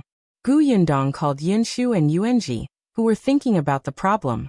I heard that you've been going to the kitchen for the past 2 days to make your own food? Yunxu admitted it readily. Yes. Why did you go to the kitchen for no reason? Kiki's birthday is at the end of the month. Kiki likes to eat, so I thought that I would make something delicious for her. He was the older brother. Last time, he had an unforgettable birthday. It was Kiki's turn. He also wanted to give his sister a surprise birthday gift. Gu Yundong was stunned for a moment before he laughed. That's a good idea, but you're still young. You have to be careful. When you're in the kitchen, you have to be watched by the adults. She didn't object to the children entering the kitchen. Not to mention Yunxu. Even Kiki had to do what she could. However, the prerequisite was that there were adults present. Otherwise, if there was danger, others would be caught off guard. Yunxu nodded vigorously. I know. I cherish myself very much. Oh right, elder sister. What birthday gift did you prepare for Kiki? You have to inform me first so that we won't give her the same gifts. It won't be heavy. Gu Yundong rubbed his little head and led him to the dining room for dinner. Big sister knows how to make a lot of things. I'll just cook something else. Gu Yong's birthday was at the end of this month, and Gu Yundong's birthday was next month. The two sisters were very close. Madame Yang's birthday was at the end of the year. Only Gu Dajiang's was in the first half of the family. Gu Yundong had already thought of Kiki's gift. The three of them walked to the dining room. Shao Qingyuan had already taken out the big black basket in the corner. Yunxu and Yuanji were stunned when they saw Big Black. Big Dog. Sister, why do we have a big dog? This is Big Black. Gu Yundong told them about Big Black. The way they looked at Big Black instantly changed. Big Black is a hero. We will definitely treat Big Black well in the future. Be good and eat first. With Gu Yundong around, the two little guys and Shao Qingyuan had a huge appetite. They only stopped after eating 2 big bowls. The next day was the day that Gu Yundong finally decided on the long-term workers. This time, she prepared to recruit 50 people. This way, the workshop would have 100 long-term workers. The workshop was also big enough to accommodate 100 people. There were still many applicants, even more than the last time. After all, there was a long time between the recruitments this time. Everyone in the surrounding villages knew how good the benefits of the Gu family workshop were. Especially those who had relatives and friends from Yongfu village. They spread the news one by one, and were very popular. However, Tongan had already selected 80 people beforehand. Gu Yundong only needed to choose 50 people from these 80 people. Half a day was enough. Gu Yundong quickly decided on the candidates. This time, there were many villagers who were far away. Fortunately, the workshop had already prepared accommodations for those who could not go home. After the recruitment was completed, the long-term workers went back to prepare. They came to work the next day. As soon as they arrived, the pressure on the workshop instantly decreased a lot. Tong Ping and the others no longer had their hands tied when transporting goods to the prefectural city, and they even collected carts of fruits. After finishing her work at the workshop, Gu Yundong was about to go to the county city to see Qin Wenzheng when a carriage suddenly came from Yongfu village. The carriage stopped in front of Shao Qingyuan's courtyard door, and a noble young master got out. Chapter 731. Shao Qingyuan, you have no principles. Gu Yundong stood at the door and waited for Tong Shuitao to come over with the carriage. Hence, she immediately saw that person, and immediately watched in surprise as he walked into Shao Qingyuan's courtyard. Shun Sitian, who was standing beside her, frowned slightly. Who is this? He even brought 2 guards with him. Don't tell me he's here to cause trouble for young Master Shao? Gu Yundong shook his head. No. She thought for a moment and said to Shun Sitian, tell Shuitao that we won't be going to the county for the time being. I'll go to the Shao family's house to take a look. Shun Sitian nodded and Gu Yundong strode towards the Shao family. The 2 guards guarding the Shao family's door immediately stopped her. Gu Yundong rolled his eyes. Your young master is a guest at someone else's house, and you want to stop the master? The 2 guards looked at each other. You're the master? Gu Yundong nodded. Just as she was about to shout, she saw Mao run out. Miss, come in quickly. Gu Yundong glared at the 2 guards and went in. As she walked in, she asked Mao, why is young Master Dai looking for Brother Shao? He said that he's here as a guest. He even planned to hunt in the mountains with young Master. Hunting? Were all the young masters of the prefecture magistrate's family so free? They came all the way from the prefectural city to Yongfu village, just to hunt in the mountains with Shao Qingyuan? Did she hear wrongly? As they spoke, The two of them stood outside the central room and heard faint voices coming from inside. Perhaps hearing the footsteps outside, there was no sound from inside. Then Shao Qingyuan walked out. Why are you here? Didn't you say you were going to the county? I saw that young Master Dai was here, so I came over out of curiosity. Dai Wenhuo naturally knew her. When he heard this, he smiled. Miss Gu, how have you been? My mother has been talking about it every day these past few days, hoping that Miss Gu will return to the prefectural city as soon as possible. I came here today without telling her. Otherwise, my mother might have come to look for Miss Gu. Young Master Dai, you must be joking. I heard that you're looking for Big Brother Shao to enter the deep mountains. That's right, Dai Wenhuo replied. Previously, I heard from young Master Liu that Shao Qingyuan often enters the mountains. Not only can he fight tigers, but entering the mountains is like entering the back orchard to him. Therefore, I wanted to ask him to enter the mountains to take a look. Miss Gu wouldn't refuse, right? Gu Yundong touched her chin. Deep into the mountains? David's last sentence was just a joke. Unexpectedly, she suddenly fell silent as if she was really thinking. Dai Wenhuo's mouth tightened. You're not really refusing, are you? Gu Yundong looked up and suddenly smiled. Why wouldn't I let you go deep into the mountains? But I'll go with you. David was speechless. Shao Qingyuan frowned. You want to go? Yeah. Shao Qingyuan frowned even more, clearly not agreeing. Dai Wenhuo said, Miss Gu, this isn't too good, right? This time we won't be able to come out in 5 to 6 days. It's especially tiring. You're a delicate lady. Not only will it be dangerous, but you'll also suffer a lot. Most importantly, she would be a burden. They were not going on an outing. Gu Yundong looked at Shao Qingyuan with a smile. The latter surrendered in a second and exhaled slightly. All right, let's go together. Dai Wenhuo jerked his head around to stare at him in astonishment. You agree just like that? Aren't you being too unprincipled? Dai Wenhuo's expression turned a little ugly. He wanted to say something, but Shao Qingyuan said, We'll set off at 5 tomorrow morning. Chapter 732. Gu Yundong's mounting bag. Gu Yundong immediately nodded. Then I'll go back and prepare. I'll look for you tomorrow. After saying that, she hurriedly ran back to the Gu family. She was really preparing herself. She had entered the mountains before. The last time she encountered a wild boar, she was already at the edge of the mountains. However, this time, Dai Wenhuo said that they would be gone for at least 5 to 6 days, so they had to walk inside even more. Therefore, she had prepared a lot of things. She had a spatial storage, so it wouldn't be a problem for her to bring a mobile RV over. Unfortunately, she had to restrain herself in front of so many people. She couldn't exaggerate. Therefore, she planned to make a hiking bag. Most of her things would be placed in her space. The hiking bag would be used as a cover. However, Gu Yundong's skills were limited, so she found a cloth from the room and asked Shen Sitian to stitch it up. She gestured the look of a hiking bag. Shen Sitian was an expert in this area, so she quickly got to work. Gu Yundong thought that she had to have a tent to live in the wild. Otherwise, it would be inconvenient to sleep at night. There were a few modern tents in her spatial storage, but they could not be used. After some thought, she took out the oilcloth and asked Madame Jiang to help sew a simple tent.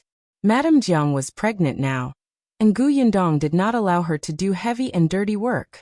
However, it was not a problem to do some embroidery work.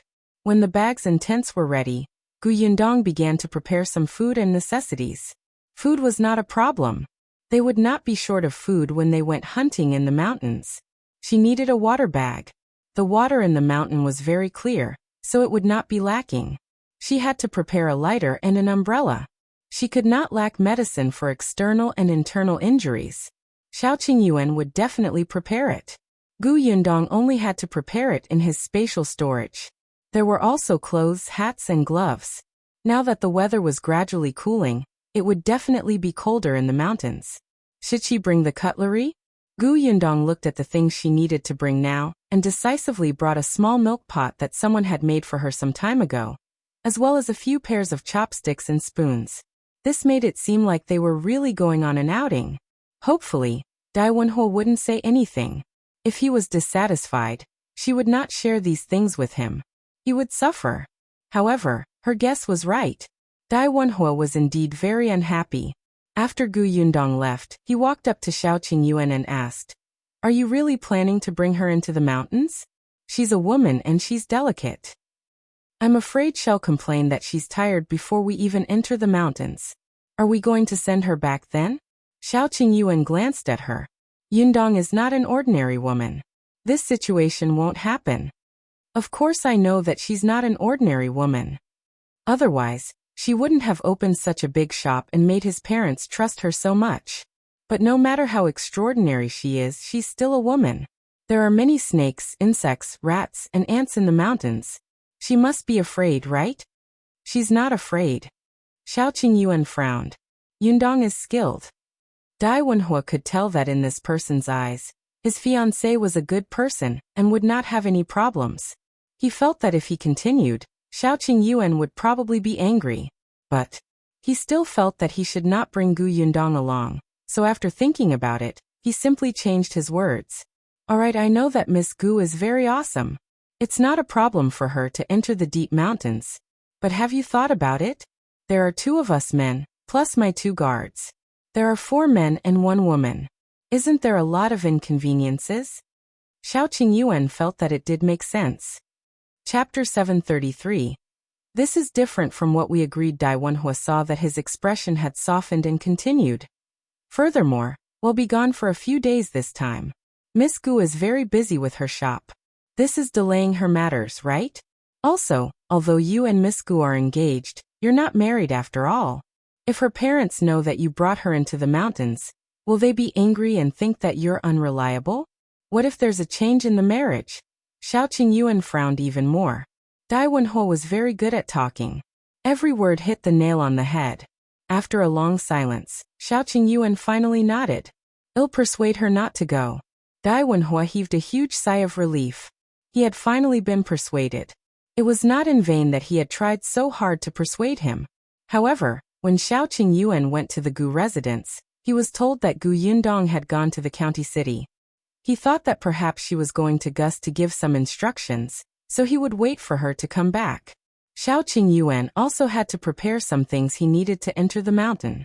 However, he waited until the next morning when they were about to set off. It was not even 5 o'clock when Gu Yundong arrived at the Shao residence with a huge hiking bag and a thin and strange walking stick. Gu Yundong wanted to get Shao Qingyuan a hiking bag, but time was limited. She was already in a hurry to make one, so she could only give up. The moment she entered the Shao family, she saw Shao Qingyuan tying a bag. Shao Qingyuan also saw her. She was wearing men's clothes and her hair was tied into a ponytail. The cuffs on her arms and ankles were tightly tied. She looked clean and valiant. Shao Qingyuan couldn't move his eyes away. Gu Yundong walked forward and placed the huge hiking bag on the table. She said, "Look, I prepared this. I asked Sitian to sew it for me yesterday. The spatial storage inside is huge and can hold a lot of things.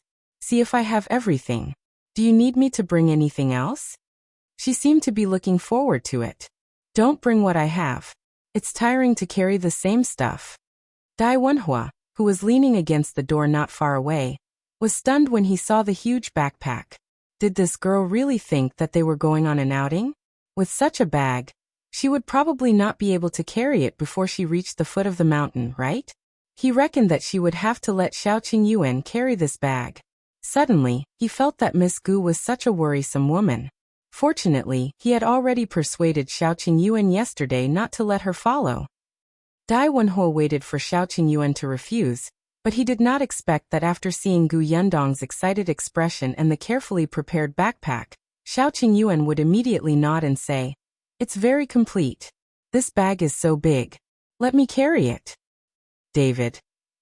Did he hear wrongly? What did Shao Qingyuan say just now? Did he really speak? Wenhuo took a deep breath and felt a pain in his heart. So Shao Qingyuan was such an unreliable person? The 2 people who were talking in the central room acted as if they did not see him at all, and continued talking. "No need. This backpack looks big, but it's actually very light. Do you see this strap? It's several layers, which can reduce the pressure. It's very easy. Why don't you give it a try?" As she spoke, she closed the backpack, but her hand was still inside. She put some important things into her space and put the strap on Shao Qingyuan's shoulder. It's very light, right? Shao Qingyuan was surprised. It really didn't weigh much. It felt as light as a layer of skin. Chapter 734. Morning Temper. Gu Yundong took the backpack down. Why don't you carry this? I'll bring you a bag. Why don't you carry the bag and I'll carry the backpack? Shao Qingyuan was helpless. His bag was much heavier than her bag, which looked especially heavy and full. Naturally, he wouldn't switch with her. Only then was Gu Yundong satisfied. She carried her bag and turned to look at the constipated Dai Wenhuo. Young Master Dai, do you have any more problems? Dai Wenhuo looked at Shao Qingyuan and chuckled. He gritted his teeth and said, no problem. Then he turned around and led the two guards away. Gu Yundong looked at his back suspiciously and turned to ask Shao Qingyuan. What's wrong with him? Maybe he woke up too early today, he replied without changing his expression. Gu Yundong was enlightened. So this guy had a morning temper? Shaking her head, Gu Yundong carried her backpack and left with Shao Qingyuan. The group quickly arrived at the foot of the mountain. It was still early, and the dew was very heavy. However, there were already many villagers working in the fields not far away. They did not say anything when they saw Shao Qingyuan and the others enter the mountain. Gu Yundong was dressed in men's clothes. They could not see who she was from afar. After they entered the mountain, and there was no one around, Shao Qingyuan reached out and held Gu Yundong's hand as they walked forward. Dai Wenhuo, who was following behind, snorted coldly. He had said that bringing a woman was a burden. Unexpectedly, even though Brother Shao looked smart and bold, he could not overcome the challenge of beauties and allowed his fiancée to fool around. No one spoke along the way. Gu Yundong was holding Shao Qingyuan's hand with one hand and leaning on her walking stick with the other. There was nothing much in the backpack on her back, but she walked easily. After half a day, the few of them had already entered the deep mountains. The weather gradually became hot, and the road became much more difficult to walk. Dai Wenhuo looked at Gu Yundong, who was still walking casually, and could not help but be surprised. He did not expect her to remain silent until now. She did not even drink any water. On the other hand, although he had a strong physique and good skills, he did not have many chances to enter the mountain. At most, he would accompany his grandmother and mother to the temple on the outskirts of the city, where he had to climb the mountain occasionally. However, there were steps on the mountain. Compared to the steep mountain path that was overgrown with grass, it was worlds apart. Although Dai Wenhuo did not feel tired, it was indeed a little strenuous to walk. Moreover, he did not have any baggage on him. He was the young master, so he naturally had the two guards carrying his things. At noon, Shao Qingyuan saw a slightly flat spot near the pool and finally said, "Let's rest and eat before moving on." Dai Wenhuo agreed, and the others naturally had no objections. Shao Qingyuan placed the bag on his back on the ground and found a rock for Gu Yundong to sit on. "I'll go hunt 2 pheasants. Wait for me here." "Okay." Dai Wenhuo quickly said, "Let Dai Yi and Dai Zhong go." His 2 guards immediately stood up, but Shao Qingyuan said, "No need. I'm familiar with this place. I'll be back soon." With that, he carried his bow and arrow and ran out agilely. Dai Wenhuo still gave Dai Yi a look, and the latter quickly followed. Gu Yundong looked at him with a faint smile. After half a day, she could tell that Dai Wenhuo had a problem with her following them into the mountains. However, it didn't matter. She squatted down and opened her backpack. Then she took out the small milk pot and washed it in the water. David was speechless. Chapter 735. Sharp Contrast Pot? She actually brought a pot? Did she really think that she was here for an outing? Dai Wenhuo could not understand what was going on in this woman's mind. However, Gu Yundong had already started to look for rocks to build a small stove. Dai Wenhuo frowned. At the same time, the other guard, Dai Zhong, felt that it was not good to let a girl do things, so he whispered, "Young master, I'll go nearby to pick up some firewood." "Okay, go ahead." Dai Zhong did not walk far either. He was within sight and could come over if anything happened. After Dai Zhong left, Dai Wenhuo finally could not take it anymore and walked towards Gu Yundong. His tone was still rather gentle. "Miss Gu, it's not good to go hunting in the mountains with a pot, right? How can it not be good?" It's convenient to cook. As she spoke, she took out a seasoning bottle from her backpack. Dai Wenhuo's mouth twitched. We went into the mountains to hunt. We're not that particular about food. You can't say that. Although we're on the mountain and there are limited conditions in all aspects, we have to give ourselves the best treatment we can, right? It won't delay things even if we bring the pot. We can eat some vegetables and rice occasionally after we eat too much roasted meat. This time, we'll be on the mountain for a few days. When Dai Wenhuo heard about the rice, he wondered if she had brought the rice with her. Sure enough, Yundong took out a small bag of rice. It was not much, but she could still eat a few meals with some water and porridge. Dai Wenhuo was suddenly at a loss for words. He felt a little irritated. You sure know how to enjoy yourself. So young Master Dai came to the mountains to suffer? Yundong was surprised. In that case, he'll put less rice. Coincidentally, this pot isn't very big. It was enough for her and Shao Qingyuan to eat. She was indeed as good as her word. Dai Wenhuo almost fell back in anger. Forget it. He did not want to waste any more time. He returned to the rock he was sitting on, and took 2 sips of water from the water bag. He did not want to talk to Yundong anymore. Not long after, Daizhong found a lot of dry firewood. Yundong didn't use the firewood. She found a few large pieces of dry wood, lit a fire at the bottom, and covered it with a lid. She let the small milk pot boil. Then she found 2 wild vegetables beside her. After washing them, she placed them on the oilcloth and cut them into pieces. When Shao Qingyuan and Dai Yi returned with 2 pheasants each, Yundong had already prepared everything. There was even a fragrance coming out of the milk pot. Shao Qingyuan was a little surprised. You're cooking porridge? He hadn't looked carefully before and didn't notice that she had brought rice. Yundong looked at the pheasants in his hand. Yes, they were very fat and tender. She wanted to take them, but Shao Qingyuan didn't let her. He'll handle it. Although he did not know how to cook, it was not a problem for him to deal with wild chickens and rabbits. He could light a fire and roast them to make do. Yundong did not move. Shao Qingyuan and Daizhong took the pheasants to the river to kill them. After a while, they cut open the pheasants and skewered them to roast. Dai Wenhuo only let out a sigh of relief when he smelled the roasted chicken. He quickly sprinkled the seasoning on it. His 2 guards took out a few pancakes from their bags. They were made by the old woman from the Shao family, before they went out this morning. There were a lot. The pancakes were dry and could last for 2 days. Except, Dai Wenhuo watched as Yundong took out 2 small wooden bowls and filled them with hot vegetable porridge. She ate with relish and he held 2 pancakes in silence. Chapter 736. He misjudged him. If he didn't compete, he wouldn't have known. But why did he feel so miserable? Young master, this pancake will soften after being warmed up. The 2 guards had been by his side for many years, so they could more or less tell that he did not have an appetite. Dai Wenhuo glared at the guard and stopped look-overing. He lowered his head and took a bite. He wanted to see how far Yundong could carry that pot. Shao Qingyuan also glanced at Dai Wenhuo and asked Yundong in a low voice, "What's wrong?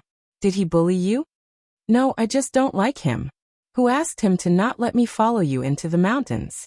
He looks like I'm here to drag him down." Yundong sneered. "Hurry up and eat. You're not allowed to share the food with him." "Okay." Shao Qingyuan glanced at him and thought for a moment. He felt that it was too comfortable to eat in front of him. Therefore, he held the small wooden bowl and silently turned around with his back facing him. Dai Wenhuo was speechless. Beauty misled people. This guy valued his lover over his friend. He had misjudged him. Yundong almost burst out laughing. She tore off a leg from the roast chicken beside her and placed it in Shao Qingyuan's bowl. "Eat more. Don't starve." "Okay." Shao Qingyuan completely forgot about Dai Wenhuo. He ate the drumstick meat given by his fiancée in peace. The sound of him drinking porridge made Dai Wenhuo want to hit him. The pancake in his hand became even more tasteless. Dai Yi and Daizhong looked at each other and sighed secretly. After eating and drinking to her heart's content, Yundong washed the pot and bowls and put them in her bag. It did not seem troublesome at all. Shao Qingyuan extinguished the fire until there were no more sparks. Then he called for everyone to keep moving. The group walked deeper and deeper, and the road became more and more difficult. When the sky gradually darkened, Qingyuan found an empty place to stop and rest. Yundong did not cook porridge this time. She took out the pancake that Qingyuan had placed in the bag and roasted it. Then, she cut the remaining half of the roasted chicken into small pieces and stuffed them into the pancake. Then she took the wild vegetables, mushrooms and chicken bones to cook a small pot of bone soup. Yes, the chicken pancake with soup was simply delicious. It was too enjoyable. Wenhuo was speechless. Was this woman specially trying to anger him? As expected, she was very good at food. Otherwise, she wouldn't have been able to open a food shop. He continued to nibble on the dry pancake, but Dai was quick-witted. He imitated Yundong and stuffed chicken into the pancake.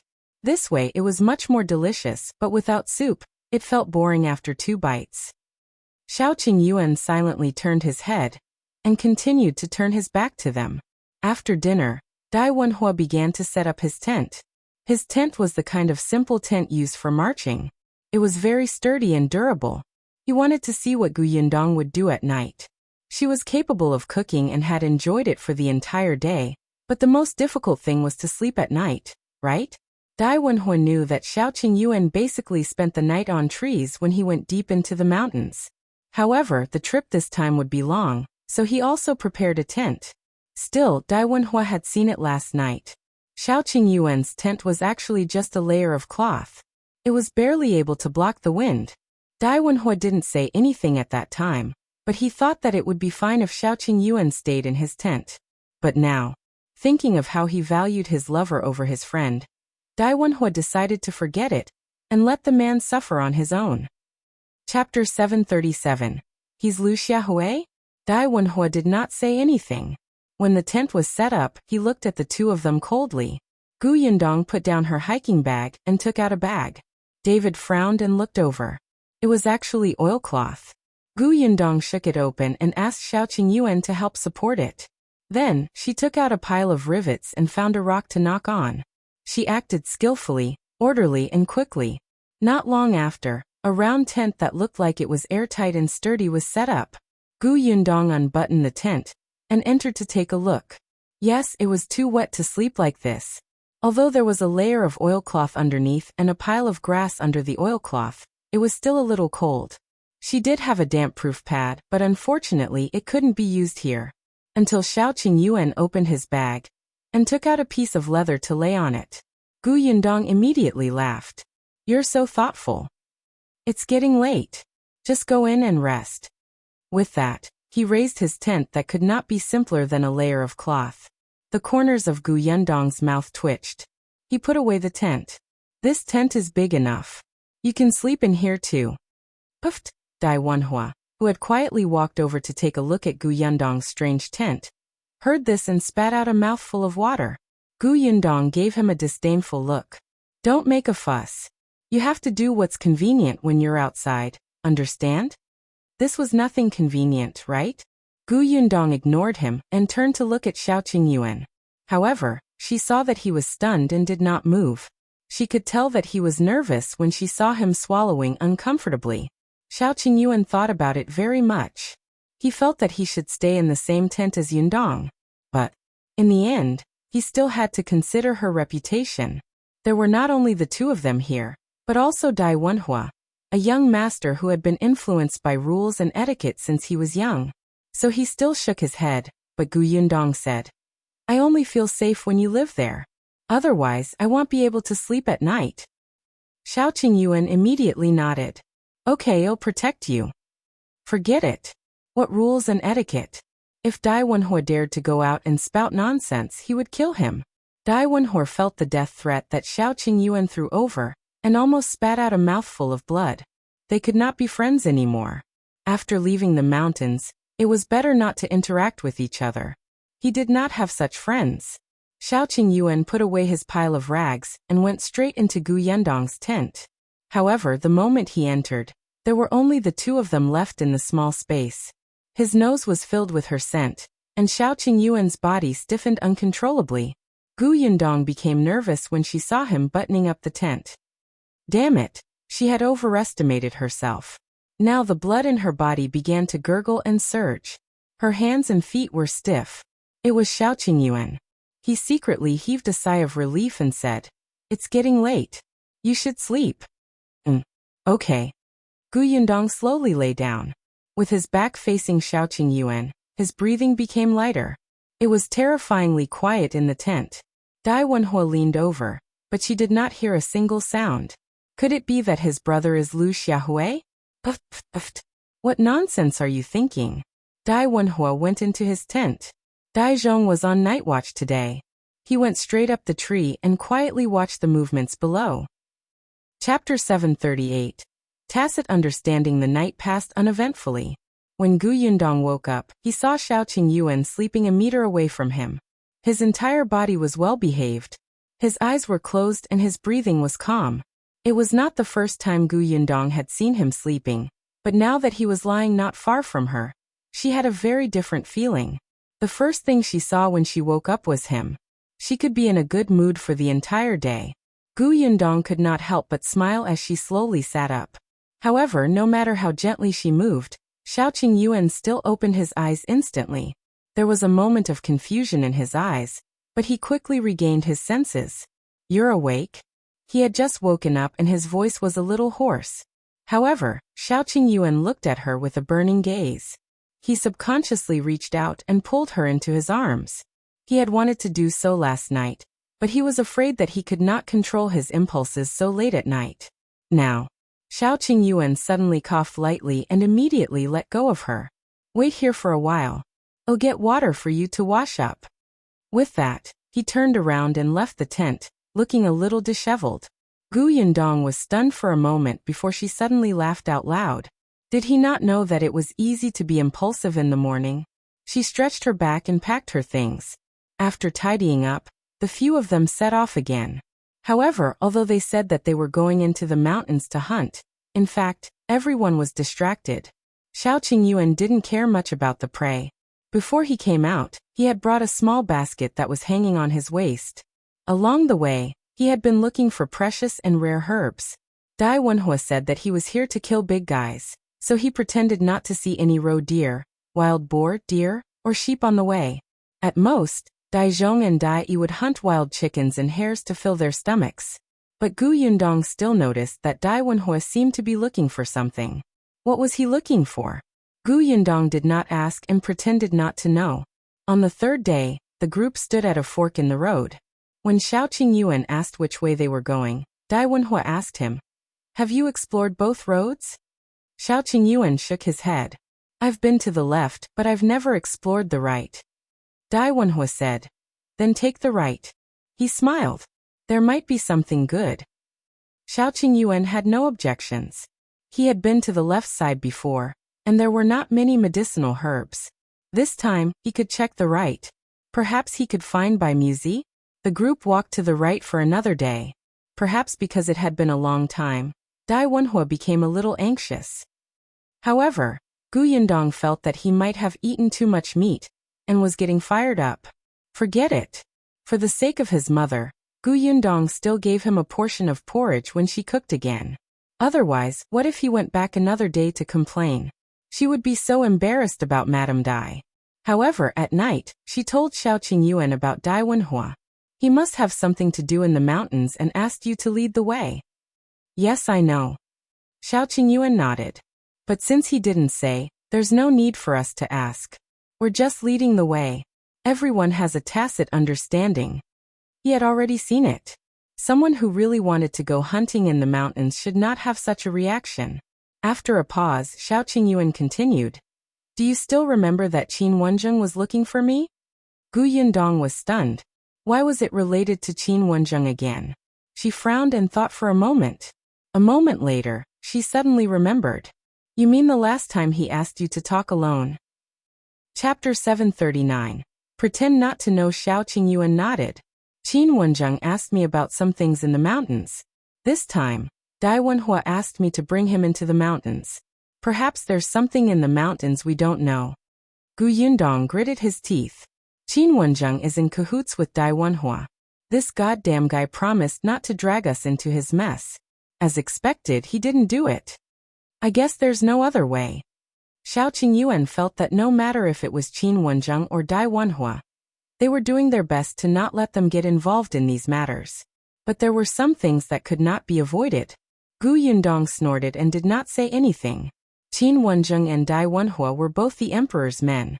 What they wanted to do was naturally what the current emperor wanted to do. Gu Yundong thought that the emperor was a wise ruler and had done her favors. If she could help without implicating herself, she would help. Shao Qingyuan looked at her unhappy expression and smiled. She said that she wanted to draw a line, but with her current relationship with Qin Wenzheng, how could she draw a line? She treated Qin Wenzheng as a friend, so she naturally wouldn't stand by and do nothing. Since he had said so, Gu Yundong continued to pretend that she did not know Dai Wenhuo's motive. The next day they continued walking. Shao Qingyuan was familiar with the roads in the mountains. He knew that Dai Wenhuo might be looking for something, so he deliberately avoided the traces of those large beasts. On the 5th day after they entered the mountains, Shao Qingyuan discovered traces of a bear. He led his men in the opposite direction. However, since Dai Wenhuo was looking for something, he naturally paid special attention to all kinds of traces. He also saw the footprints of the bears, but at the same time, he also saw traces similar to humans entering and leaving. Delight appeared on Dai Wenhuo's face, but he did not want to implicate Shao Qingyuan, especially with Gu Yundong around. Therefore, he continued to walk forward and asked Dai Zhong to investigate. Dai Zhong used the excuse of hunting rabbits to run away. Gu Yundong and Shao Qingyuan did not expose him, but they slowed down. Before noon, they stopped to eat. Gu Yundong no longer had any rice. She did not bring much. There was still some dried meat and some wild vegetable soup. Just as she was scooping a bowl of soup for each of them, a banging sound suddenly came from not far away. The few of them quickly stood up and picked up their weapons. Gu Yundong could only pour away the wild vegetable soup. He stuffed the hot pot into the oil bag and put it in his backpack. At the same time, she stored it in her spatial storage. Soon the sound got closer and closer. After a while, Dai Zhong ran over in a sorry state. As he ran, he turned around and said, "Run." "What happened?" "Pythons, 2 pythons are coming this way." 2. The few of them quickly packed up and prepared to leave. However, the 2 pythons moved very quickly and arrived in front of him in a short while. Moreover, they looked very agile. They instantly wrapped around a big tree at the side and swooped towards them with their mouths wide open.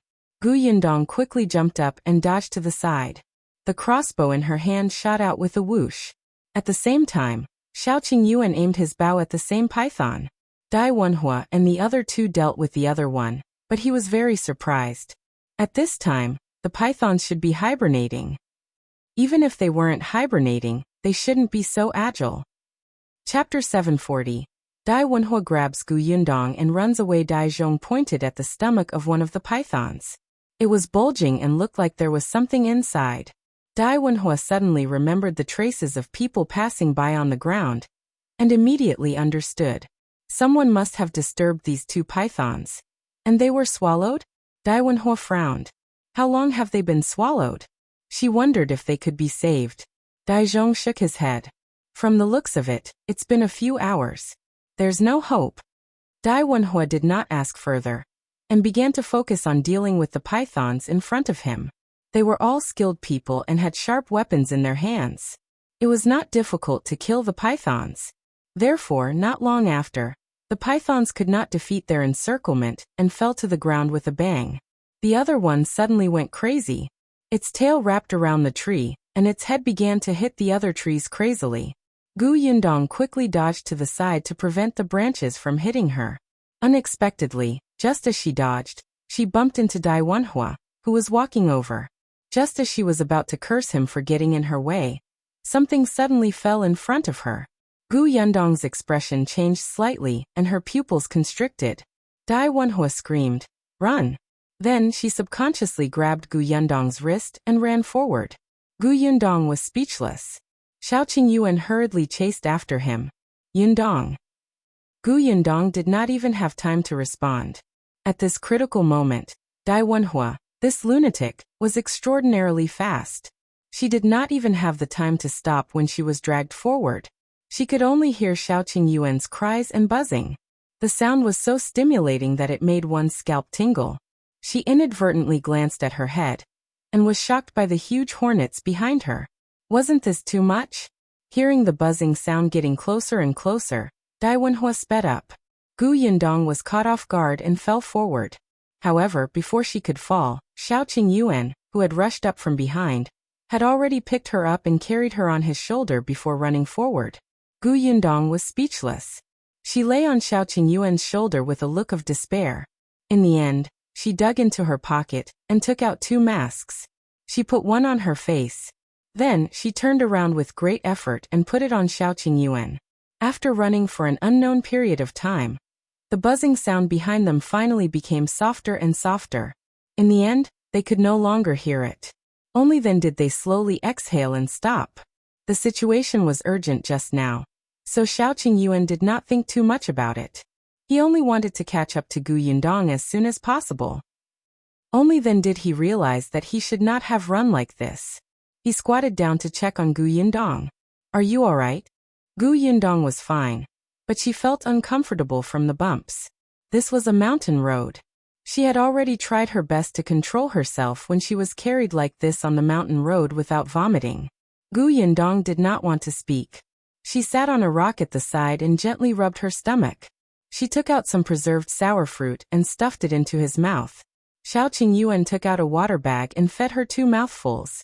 Then he went to see Wenhuo and the other 2. Wenhuo was fine, but Zhong, who was at the back, had been stung in 2 places. His situation was not good now. His face was swollen and painful, accompanied by dizziness. He could not stand steadily. Shao Qingyuan quickly walked over. "Let him sit down first. I'll help him squeeze the venom out first." He asked Yundong for vinegar and asked Dai to apply it on him. Then he said, "I'll go nearby to look for the purple flower earth ding." After saying that, he stood up. However, just as he raised his head to look around, he frowned. Chapter 741. Alone they were lost. Shao Qingyuan pursed his lips. He wasn't afraid of getting lost. If he was given more time, he could still find his way. However, Zhong had been stung by the hornets. He definitely could not stay in the deep mountains anymore. He had to get out as soon as possible. As Shao Qingyuan found the purple flower earth ding and crushed it for Zhong to ease the pain, he lowered his eyes and thought about leaving the mountain. Wenhuo had no intention of continuing to search. He came over to discuss with Shao Qingyuan. He also had a map in his hand. It was about the villages around the 9 Tigers Mountain. Shao Qingyuan was more familiar with the 9 Tigers Mountain. Based on the time and route when they entered the mountain, he could roughly guess where they were now. "Let's go out of the mountain first. This way, it should be between Shaoshi Village and Hashan Village." Wenhuo nodded. After resting for a while, he helped Zhong out of the mountain. Fortunately, although Wenhuo led everybody on the wrong way for a while, he was aiming out of the mountain. Therefore, when the group saw the village, the sky had just darkened. The few of them heaved a sigh of relief and quickened their pace. Just as they reached the foot of the mountain, they bumped into a young man carrying a basket on his back. The young man was stunned for a moment. "Who are you?" After staying in the mountains for so many days, especially in the end, when they almost lost their shoes to avoid the hornets, they were in a sorry state.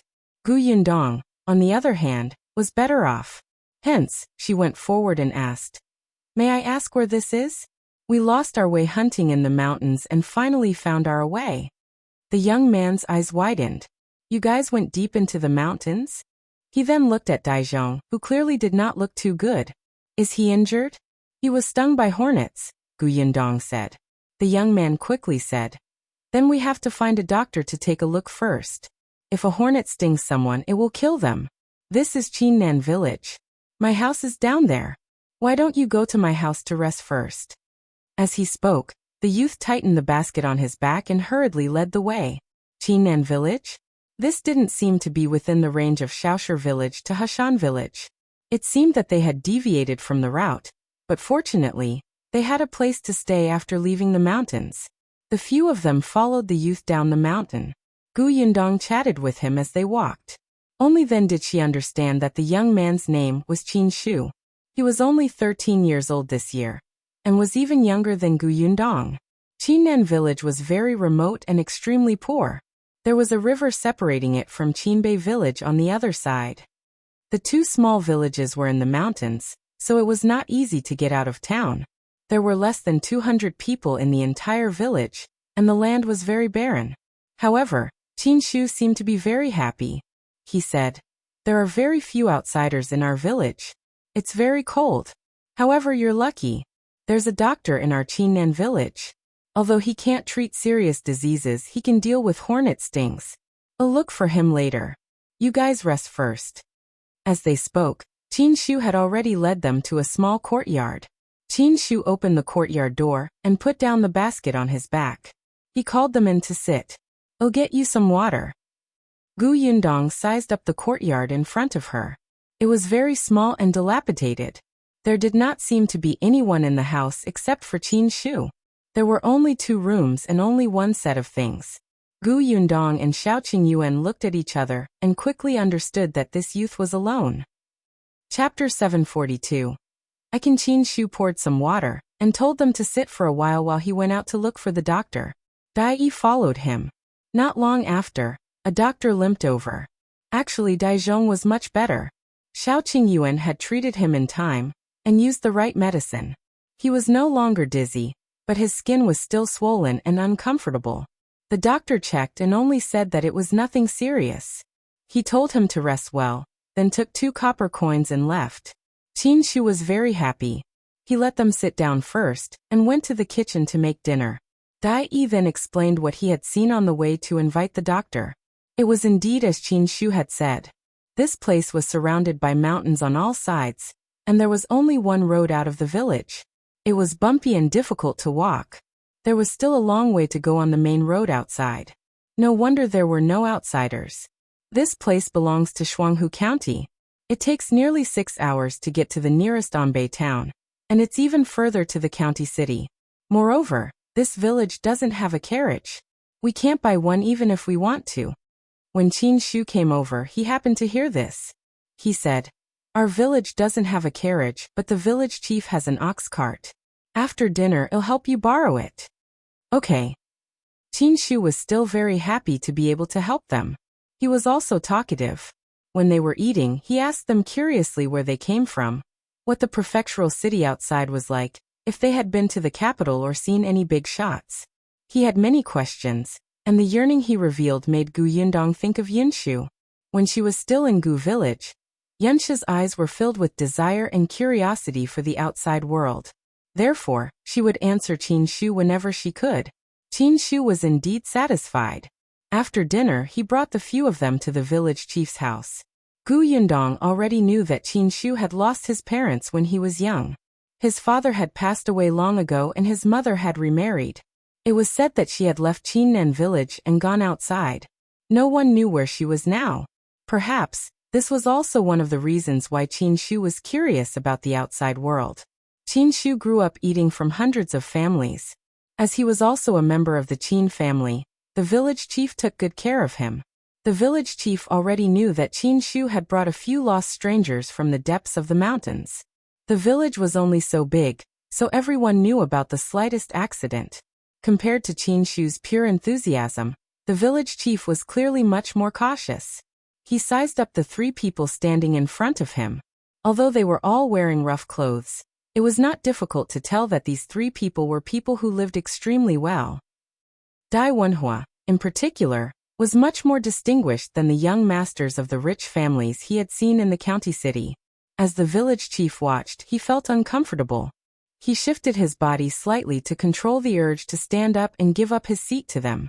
He coughed lightly and asked, "You want to borrow the ox cart to go to the county city?" "Yes." It was Dai Wenhuo who spoke. "Don't worry, village chief. We won't borrow it for nothing. We won't give you any less money." Gu Yundong rubbed her forehead.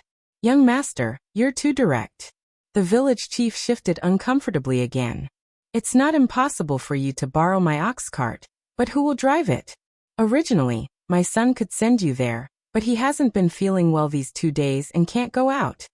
Qinshu immediately said, "I can send them there." The village chief glanced at him and said in frustration, "You? Are you sure? Chapter 743. She likes this place. Qinshu met the village chief's gaze and suddenly realized something. He immediately lowered his head silently and did not speak. Indeed, the next moment, the village chief said speechlessly, "You haven't even been to the county city. How can you send them there? You may be unable to find your way back by then." Qinshu scratched his head, feeling a little troubled.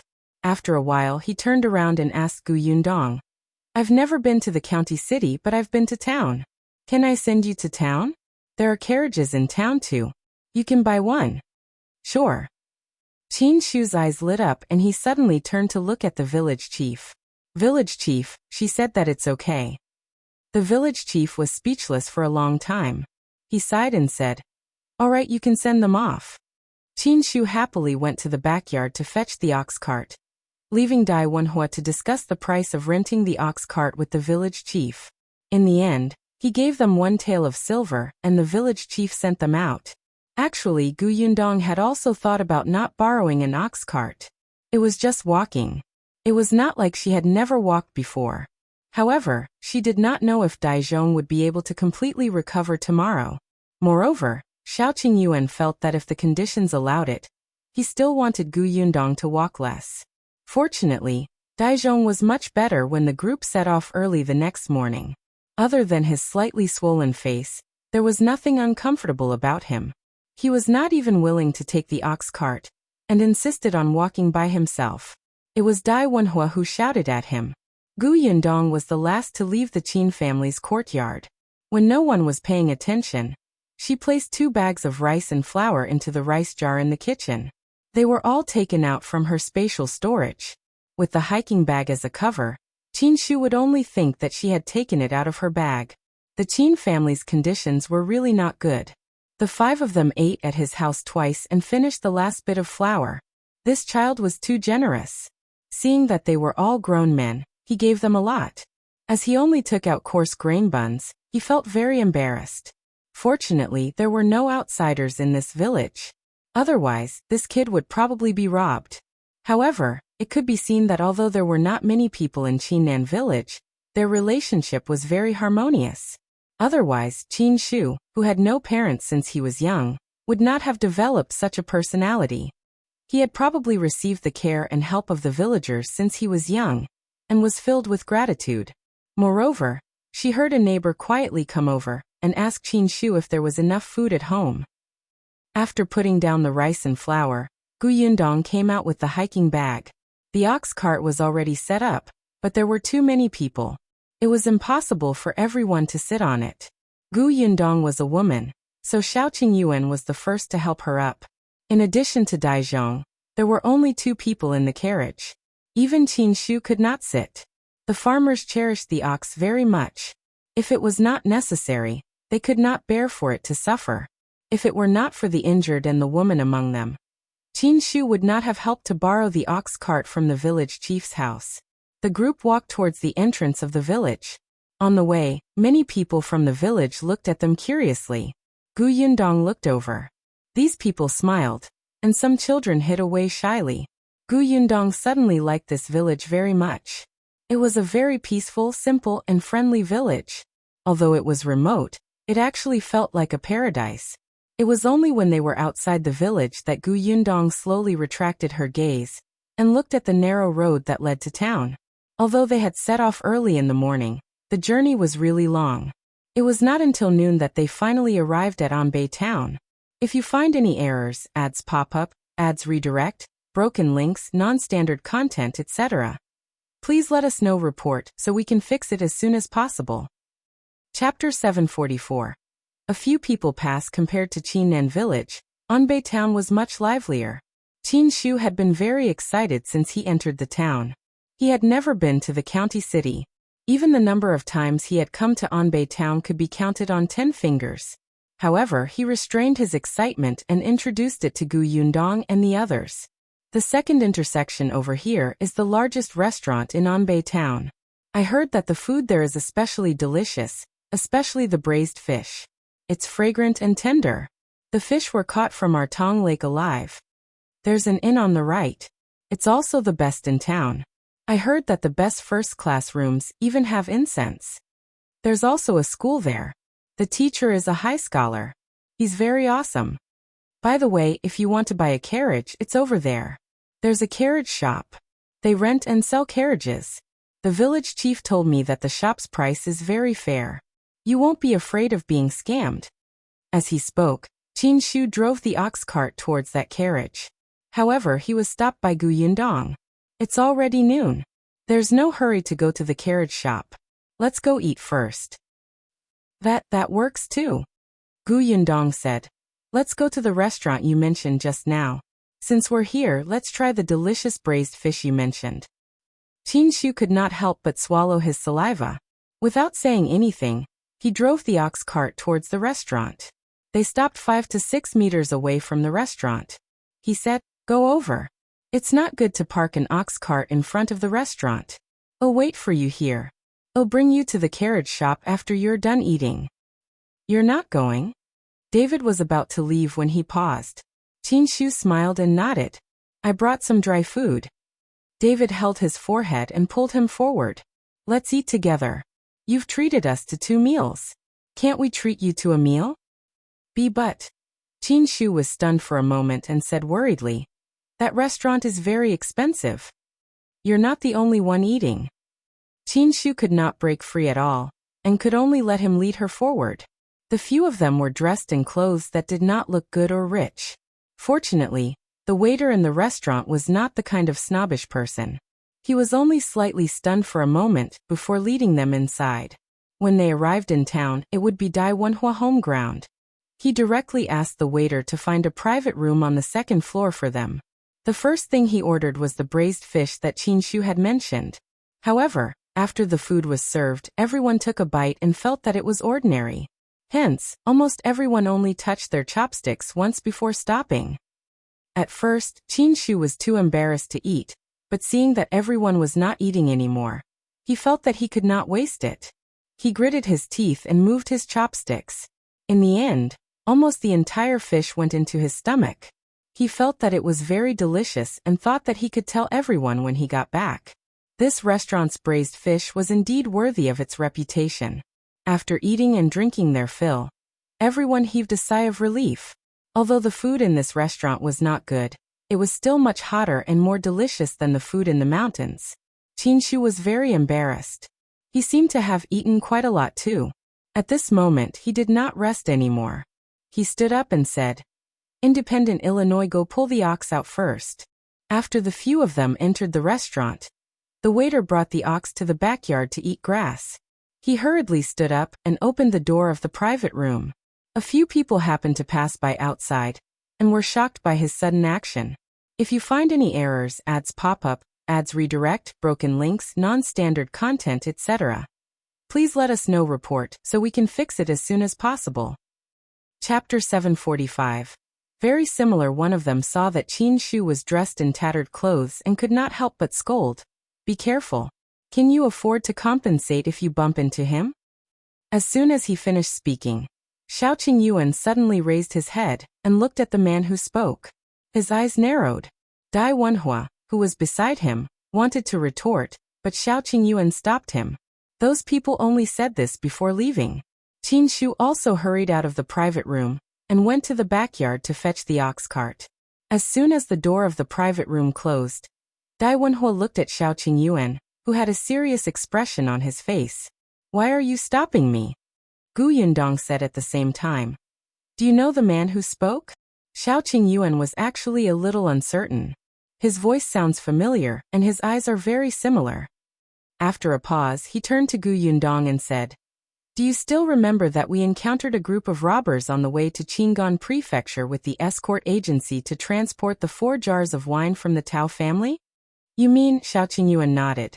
"Back then, the leader of the robbers said a few words. I heard it, and it was the same voice as that person just now. Although their faces were covered back then, their eyes were exposed. The man's eyes were also very similar to that person's just now. When they encountered the robbers back then, although they were all safe and sound in the end, those people really wanted their lives. If Yundong had not put the 4 jars of wine into the space on the spot, The robbers would have thought that they had robbed an empty carriage and turned around to leave. Perhaps they would have been injured or killed. Later on, this matter was reported to the government office. The government office also sent people to investigate, but unfortunately they found nothing. After Shao Qingyuan and the others returned to Fengkai County, they had also told Tao Feng, the eldest son of the Tao family. Unfortunately, Tao Feng didn't have any clues, so they still didn't know where these robbers had come from or where they had escaped to. However, he did not expect to see someone suspected of being a robber in this small Anbei town. Shall we go and take a look? Shao Qingyuan nodded and followed Gu Yundong out. However, he was stopped by Dai Wenhuo. Since he's seen you before, you'll be easily discovered if you go. He called Dai Yi. Follow them and take a look. Be careful not to be discovered. Yes. Dai Yi quickly left the private room, and Shao Qingyuan sat back down. Dai Yi had experience in this aspect, so it was indeed more suitable for him to go. After a quarter of an hour, Dai Yi returned. His expression was a little serious, but he shook his head at them and said, "There's nothing unusual.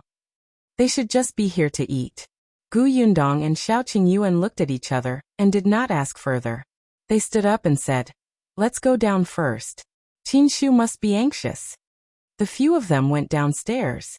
As expected, Qinshu was already waiting outside the restaurant. He was lowering his head and chatting with the cow, looking very happy. Gu Yundong and Shao Qingyuan walked in front, while Dai Wenhuo was a few steps behind. Then, Dai Yi whispered into his ear. Dai Wenhuo's expression suddenly changed. "Are you serious?" "Yeah, he might be related to the guy we're looking for." Dai Wenhuo sneered. In that case, this trip was not completely fruitless. "Young master, should we?" Dai Wenhuo raised his hand. "Keep an eye on them for now. Check their footholds. If they're really related, it's best to follow the trail to where they hid the thing deep in the mountains." "Yes." Dai Yi took a few steps back and turned to leave. Only then did Dai Wenhuo quickly walk forward and catch up to Shao Qingyuan and the others. Chapter 746. What you should have. Qinshu quickly realized that someone was missing. Dai Wenhuo only explained, "I asked him to buy some things." Qinshu nodded and believed it, but Gu Yundong and Shao Qingyuan did not. Dai Yi's expression was not right when he returned just now. He must have kept something to himself. However, they also knew that Dai Wenhuo and Qin Wenzheng had tried their best not to involve them. The less they knew, the better. Everyone tacitly ignored the abnormality and went to the carriage shop to buy a carriage. Gu Yundong originally wanted to rent one, but she had encountered the robber previously. In order to avoid more trouble, she bought a carriage and drove back.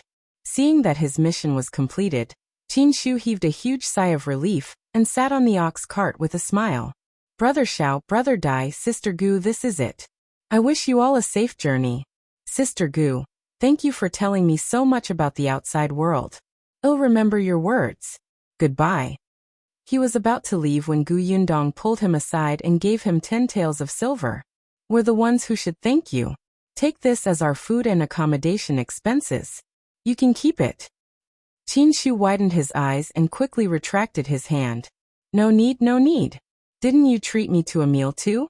I'm already very satisfied after coming to such a good restaurant and eating braised fish. I can't accept this." "Take it." Gu Yundong insisted. "This is what you deserve. If you really don't want it, then buy something for the people in your village. Didn't you say that they helped you a lot? You can help them now." But this wasn't his money. Even if he helped, he wouldn't be the one helping.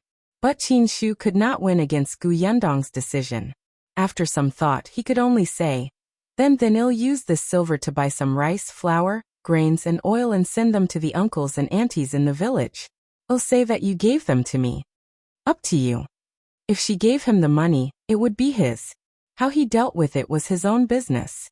Qinshu heaved a sigh of relief. Only then did he feel that the silver in his hand was not so hot.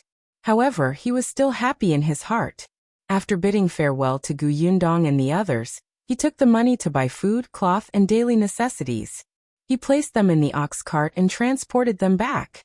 When they returned to the village, someone immediately realized that there were many things on the carriage. Qinshu chuckled and said that these were all given by those guests. Then he asked the village chief to help distribute them to everyone. The village chief knew that these were definitely for Qinshu alone. Only this silly boy would take them all out to share. However, he knew how to be grateful. He knew how to repay his uncles and aunts in the village. It was still very gratifying. The villagers were all sensible people. Some of them refused to accept it, and said that they had not helped much. However, if they did not accept it, Qinshu simply left it at the village chief's house. The village chief was speechless.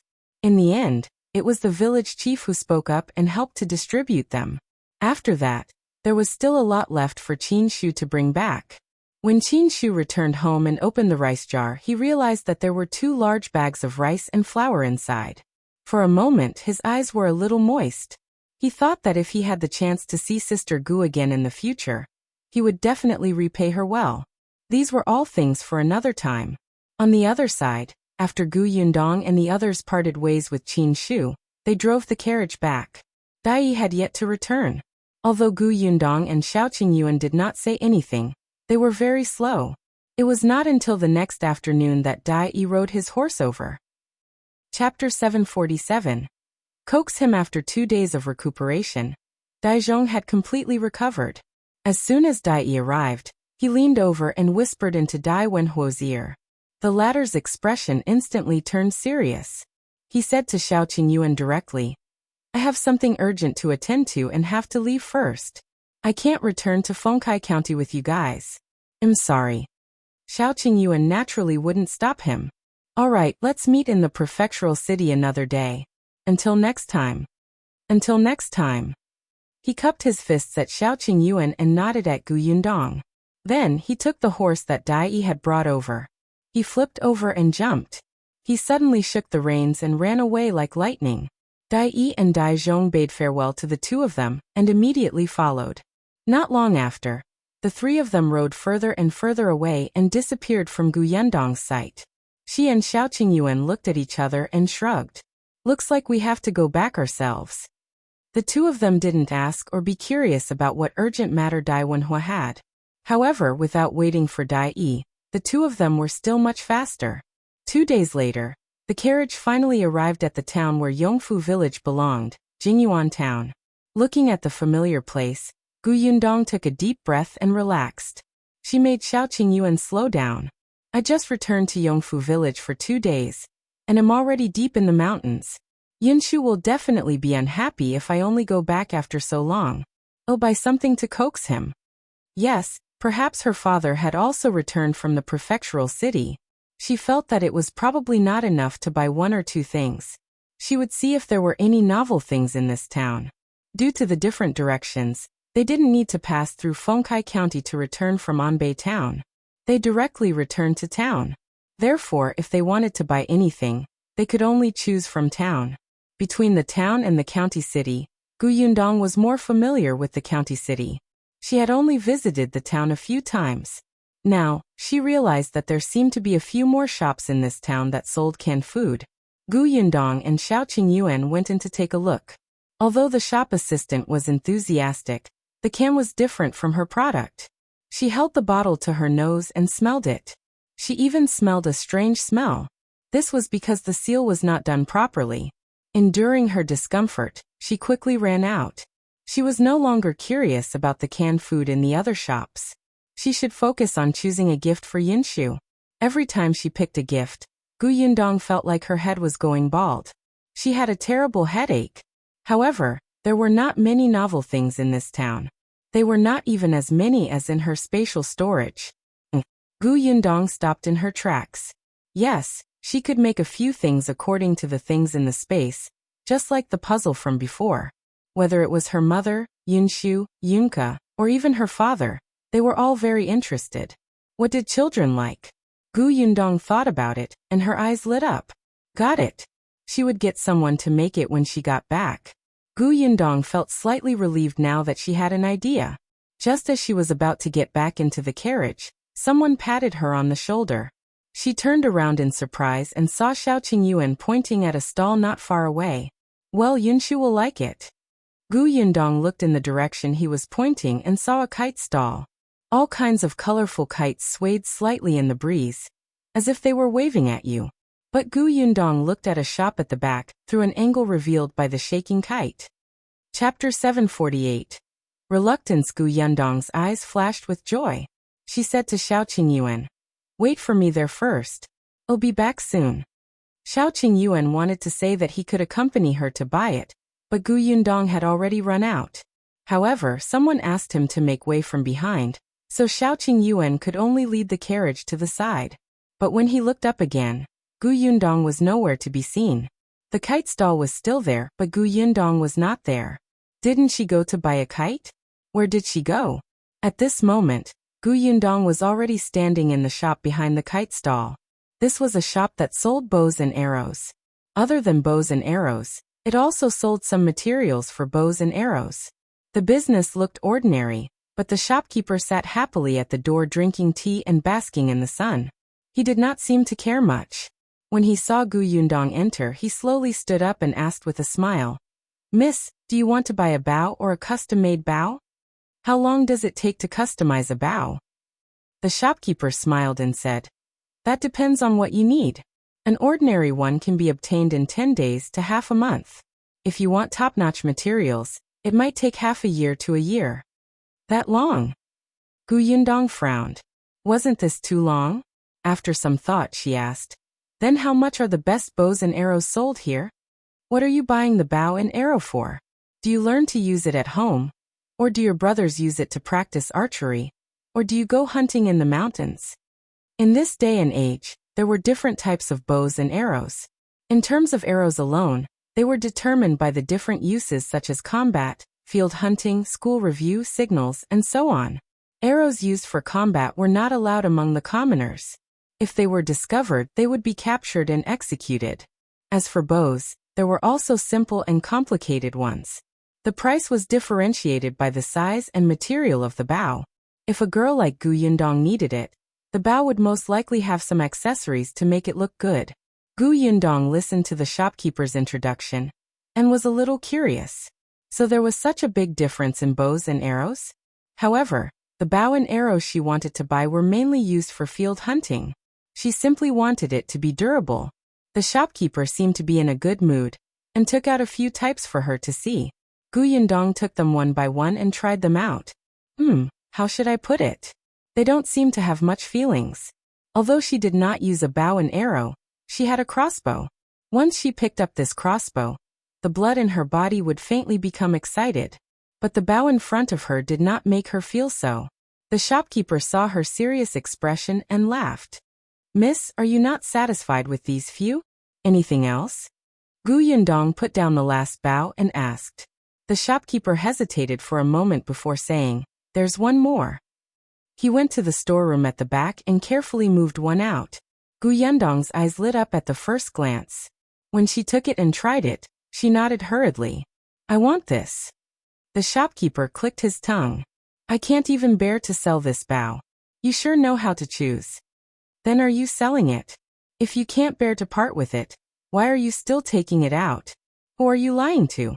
The shopkeeper snorted. "I'll sell it for 12 taels of silver."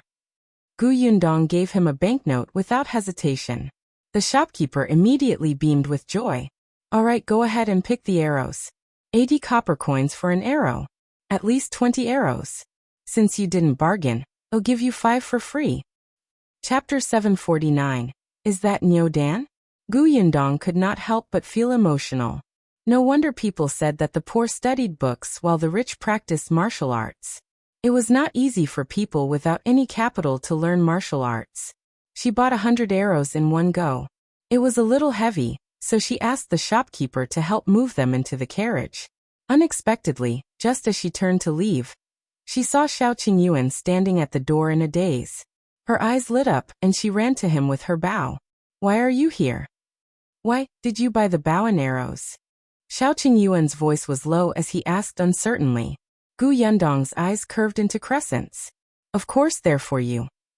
She handed the bow in her hand to him and went back to get the quiver. The shopkeeper at the side shouted, "Hey miss, you already have someone to help carry it. I'm old, so I won't go." Gu Yundong glared at him. "Shopkeeper, I bought so many things but you didn't even carry them for me. This is not how this business works. Then, she took her quiver and walked to the door to push Xiao Qingyuan out. Let's go, we'll just take this. The shopkeeper felt that this person was too shameless. She bullied the old man, and he regretted giving her those 5 arrows for free. But he had no choice.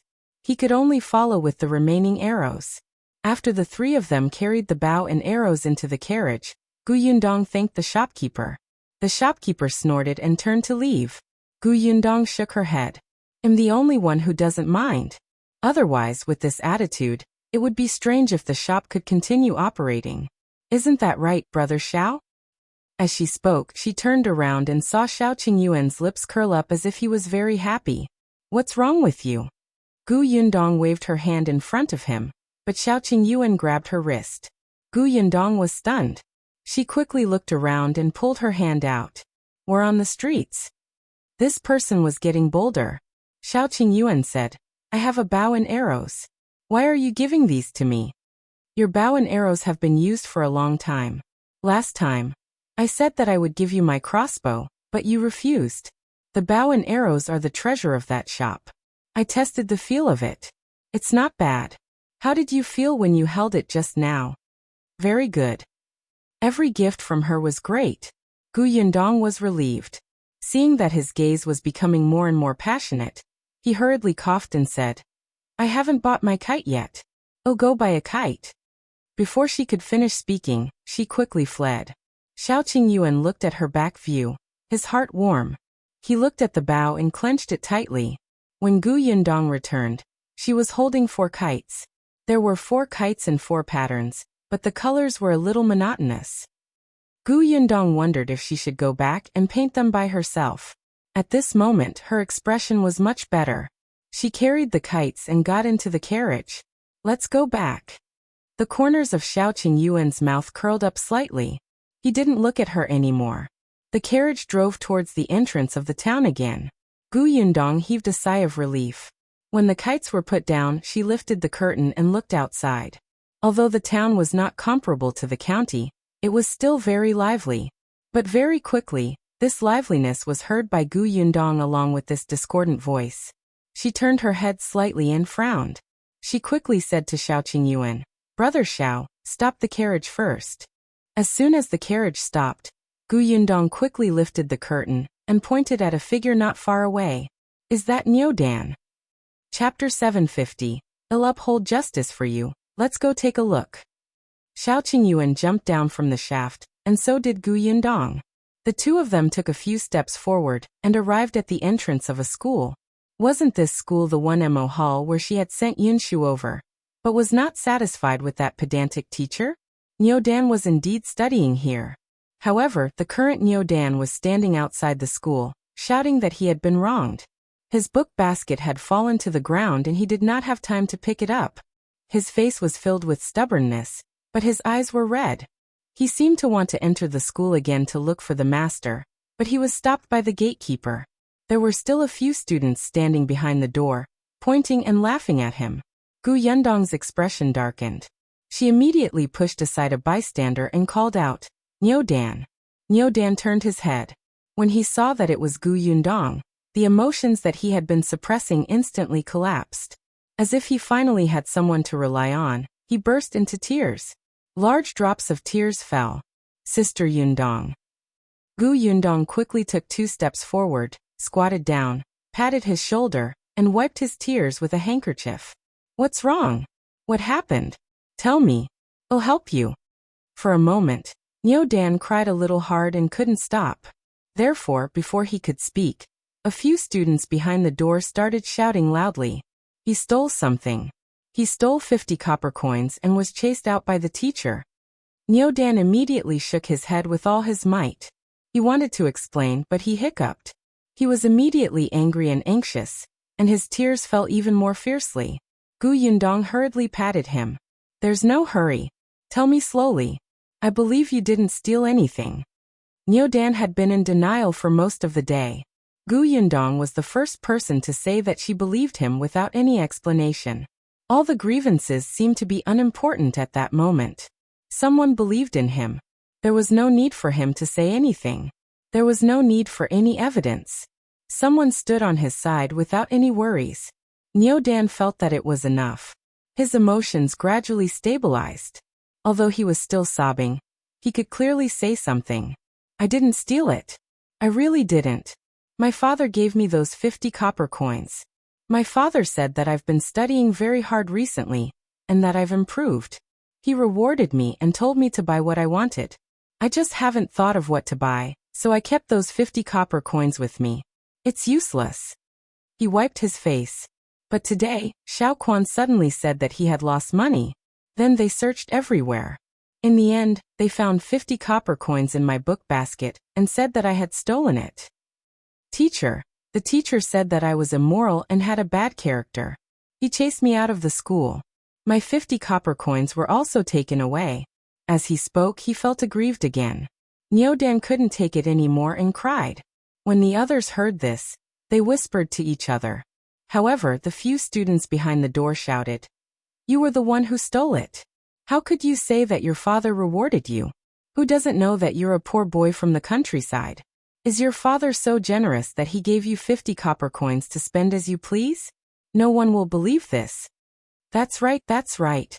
If your father really dotes on you, would he be willing to let you work for the family every weekend?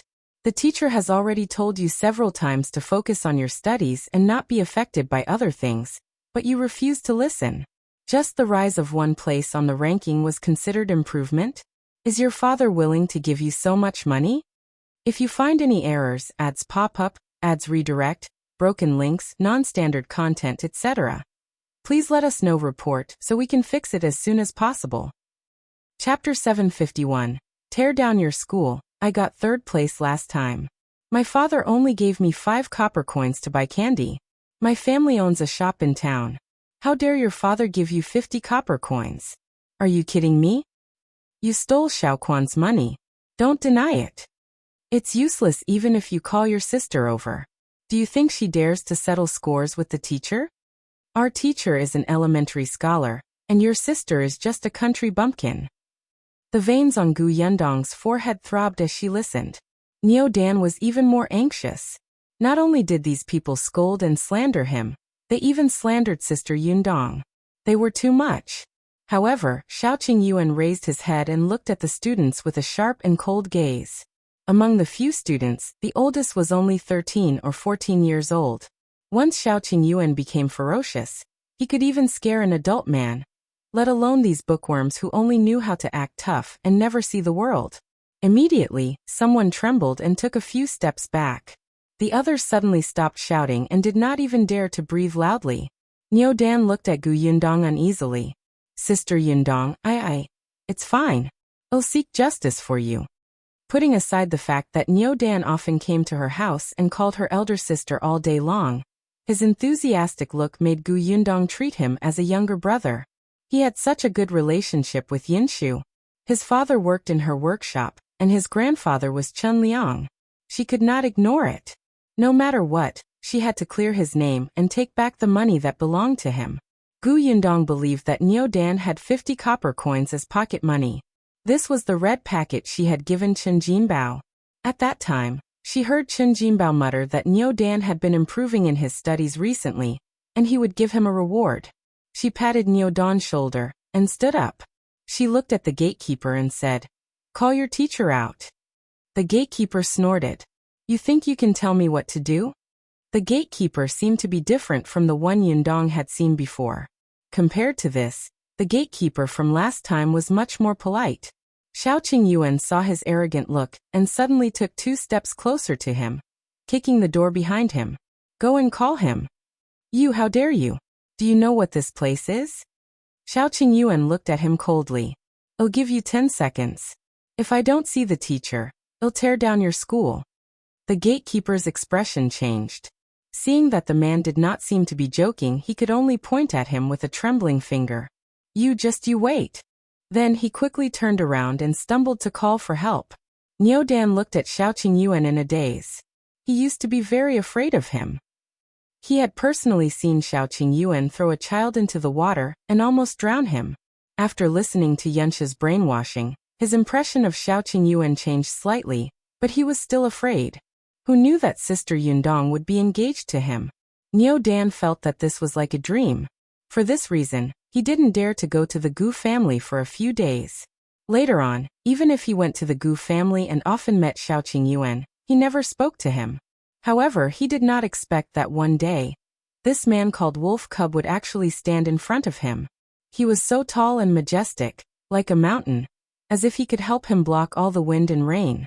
Niu Dan felt that he was actually not scary at all. He felt that he had let the man down by calling him a wolf cub in the past. He felt a little sad. At this moment, the gatekeeper came out with the master of the academy.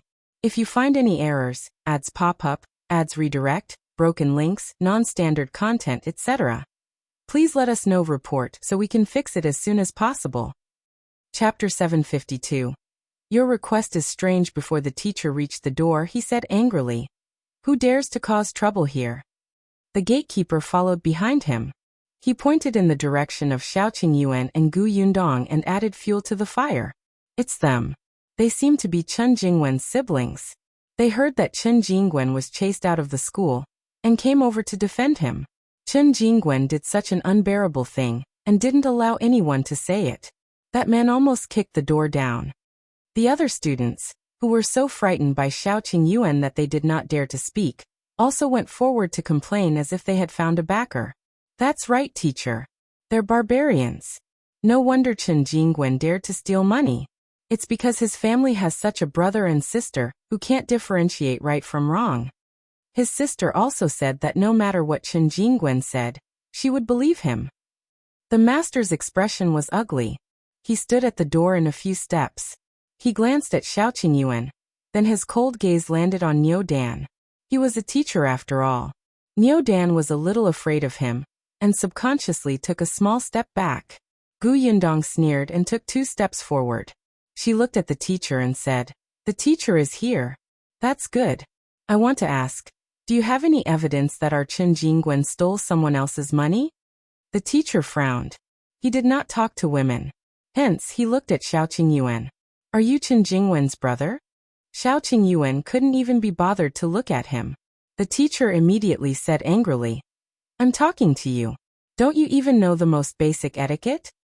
Shao Qingyuan finally gave him a look and said, She's talking to you. Are you deaf? You. The teacher was so angry that his chest heaved. After a long while he said, I don't talk to women. I don't talk to brainless people. Gu Yundong almost laughed out loud. Shao Qingyuan's mouth was so sharp. She secretly applauded him. You're saying that I'm brainless? I'm an elementary scholar. I'm a dignified elementary scholar. I'm rich and knowledgeable. To be able to teach here, compared to a country bumpkin like you, our difference is simply heaven and earth. You actually say that I'm brainless. Gu Yundong finally could not help but laugh. This is the first time I've heard someone praise themselves so exaggeratedly in front of so many people without batting an eyelid. How shameless. What did you say? This time, he was willing to talk to the woman. Gu Yundong smiled. As expected, you're deaf. I say you're shameless. Say that again. Gu Yundong was surprised. This is the first time I've heard such a strange request. Since you're so sincere, he'll reluctantly repeat again. I say you're shameless. The teacher was so angry that he almost fainted. If not for the gatekeeper supporting him from behind, he would have fallen to the ground and made a fool of himself. However, he was still so angry that he could not say a word. Gu Yundong asked, Can we talk nicely now? If not, I won't stand on ceremony. The teacher's expression became even uglier. This was a threat, a threat. He did not expect this woman to be so shameless and despicable at such a young age. Then he'll ask again. Why did the teacher conclude that Chen Jingwen stole the 50 copper coins? Why did he think that the 50 copper coins were not given to him by his father? Where's the evidence? On the basis that he has a criminal record and is a habitual thief. Before the teacher could speak, a cold shout suddenly came from inside. Immediately after, Gu Yundong saw a familiar figure walk out. If you find any errors, ads pop up, ads redirect, broken links, non-standard content, etc., please let us know report so we can fix it as soon as possible. Chapter 753. Unworthy of being a teacher. After the figure came out, the teacher immediately stepped forward and asked, "Madam, why are you here?" Madam Sun said, "I heard that a woman was present.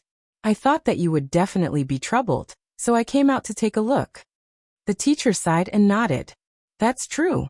This woman is very tricky." Yundong almost burst out laughing when she heard that. Were the two of them out of their minds? Would he be put in a difficult position just because she was present? Was it difficult for her to ask two questions? Madam Sun had already turned around and looked straight at Yundong. She said, "If you have any questions, you can ask me. You don't have to hold on to my husband." Yundong chuckled. "Who was holding on to your husband?" It was as if she had taken a fancy to this old man. This woman felt too good about herself. "All right, since you two are husband and wife, I won't stand on ceremony." Her eyes darkened. That moment of coldness actually made Madam Sun a little afraid. "Did you just say that Qingyuan is a habitual thief?" Yundong sneered. "What else has he stolen? Since such a thing has happened in the past, why didn't you deal with it in the past and chase him out of school?" Madam Sun did not expect her to hit the nail on the head the moment she spoke. She immediately choked. After a moment, she raised her chin slightly and said, "In the past it was because there was no evidence." "You call him a habitual thief without any evidence?" Yundong was simply shocked by their train of thought. "So this is what you teach here. Just because Qingyuan is a country boy, he is the suspect whenever anything is stolen. Then he's called a habitual thief without any evidence showing that he stole anything. Then based on that he's guilty again when some student lost something, and he's chased out of school without even having the chance to explain himself." Yundong burst out laughing and looked at the surrounding crowd. "Did you hear that, everybody? I thought that the teacher of this Wenhuo Hall was just pedantic. Now I realize that he's not pedantic, but blind, paranoid, arrogant, irresponsible, and self-righteous. Teacher? Can someone like him be a teacher? If his students become high scholars and officials in the future, they will make groundless judgments based on their guesses too, right? How many innocent people will go to prison? This is simply disregarding human lives." The onlookers couldn't help but nod. That's right. The teacher and his wife said that the child was a thief, but where was the evidence? To be honest, I used to think that this teacher was different from the other teachers I saw in other schools. He was always mysterious. When a woman brought a child to his door, he looked like he had seen a rat or a cockroach. It was as if everyone would like him. I think so too. I don't think the teachers of the other schools are as hard to satisfy as him. This girl is right. They're spreading this news without any evidence. Just now this child was crying so miserably over there. One look and you can tell that he was wronged. This teacher is like a dog. Look at what that Madam Sun is saying. Habitual thief? So it's all based on their own guesses. Then if my family lost a chicken, can it be said that they stole it? Anyway, I saw her pass by my house, so I guess so. When Madam Sun heard the dissatisfied voices of the surrounding crowd, she saw that they were all standing on Yundong's side. She immediately said angrily, But I have witnesses. If you find any errors, ads pop up, ads redirect, broken links, non-standard content, etc., please let us know. Report so we can fix it as soon as possible." Chapter 754.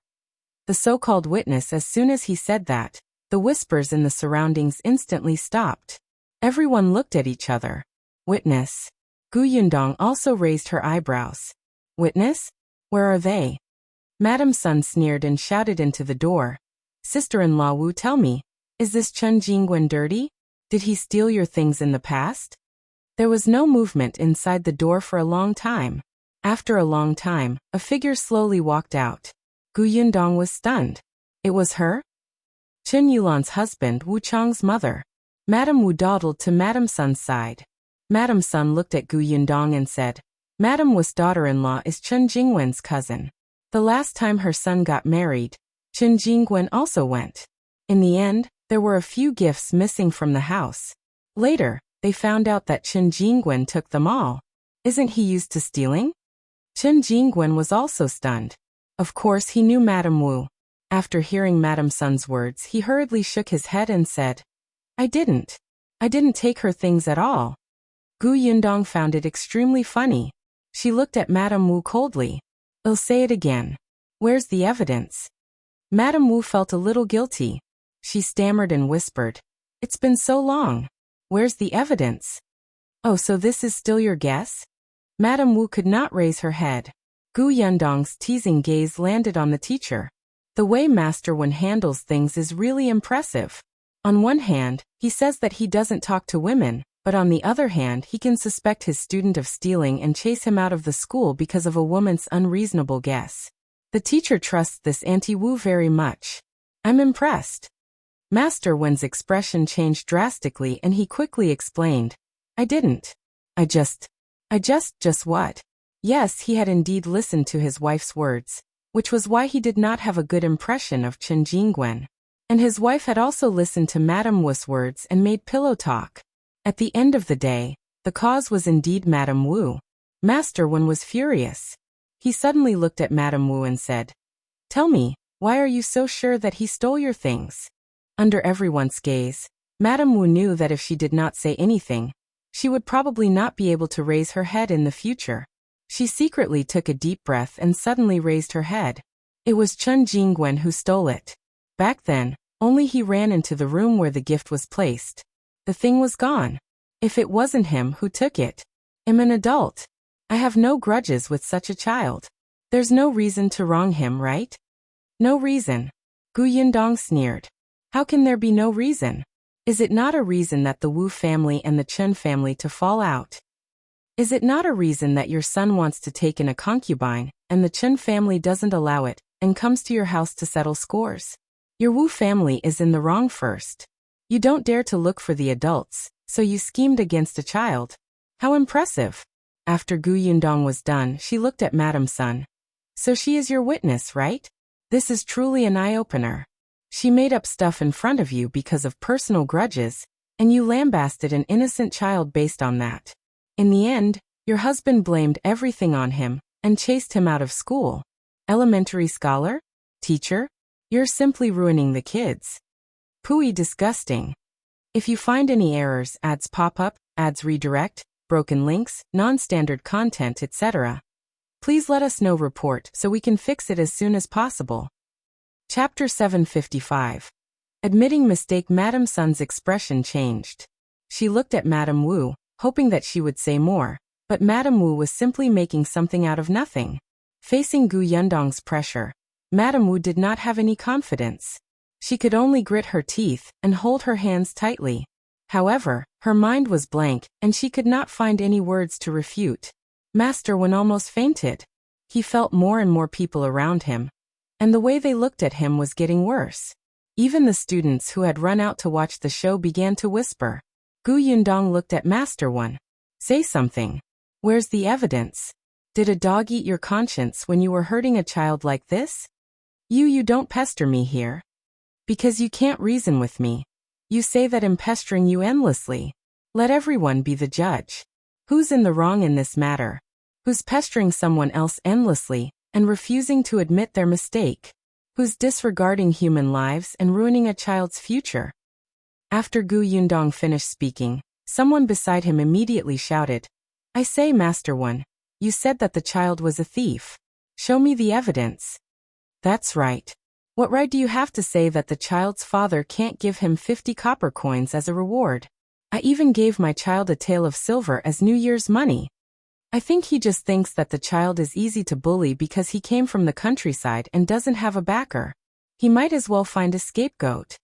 You think you can be a teacher and educate others? Fortunately, my child hasn't come here to study. These few days, I'm thinking of sending my child over to be enlightened. Forget it, I'll go back and find another school. Fortunately, you didn't send your child over. Otherwise, if something was missing from the school, they might even chase your child out. There were more and more voices, and they were getting louder. At this moment, Master Wen wished he could find a hole to hide in. Madame Sun glared at Madame Wu fiercely, angry that she was actually using her. In the end, he had no choice. Seeing that the accusations around him were getting louder and louder, Master Wen was afraid that the entire town would be attracted over. He could only take a deep breath and say, This is indeed my mistake. I misjudged Qingyuan. After saying that, he looked at Qingyuan and said, the decision to expel you from the school is cancelled. You're still a student of Wenhuo Hall. Come back to class with me. Yundong wanted to spit in his face. You want to let it go so easily after wronging someone? No way. She looked down at Niu Dan beside her. Are you going back to school? Yundong did not want him to continue, but Niu Dan was not her biological younger brother after all. She could not decide for him on this matter. Unexpectedly, Niu Dan shook his head vigorously. I'm not going to this school to study anymore. Yundong rubbed his head and smiled. She looked up. Did you hear that? When Master Wen heard this, he nodded regretfully. Since you've decided, I won't force you. I was your teacher, and I hope that your future will be bright. With that, he turned around and walked in impatiently. However, he had just taken a step when Shao Qingyuan suddenly reached out to stop him. Master Wen was stunned and suddenly looked up. What else do you want? Master Wen is really interesting. Since you admit that you wronged Qingyuan and cleared him of the crime of stealing something, shouldn't you return the 50 copper coins? Master Wen's body stiffened. He turned around abruptly. If you find any errors, ads pop up, ads redirect, broken links, non-standard content, etc., please let us know. Report so we can fix it as soon as possible. Chapter 756. Return the money. Could it be that what Master Wen said just now was all fake? Your apology was not from the bottom of your heart. It was just a show for others?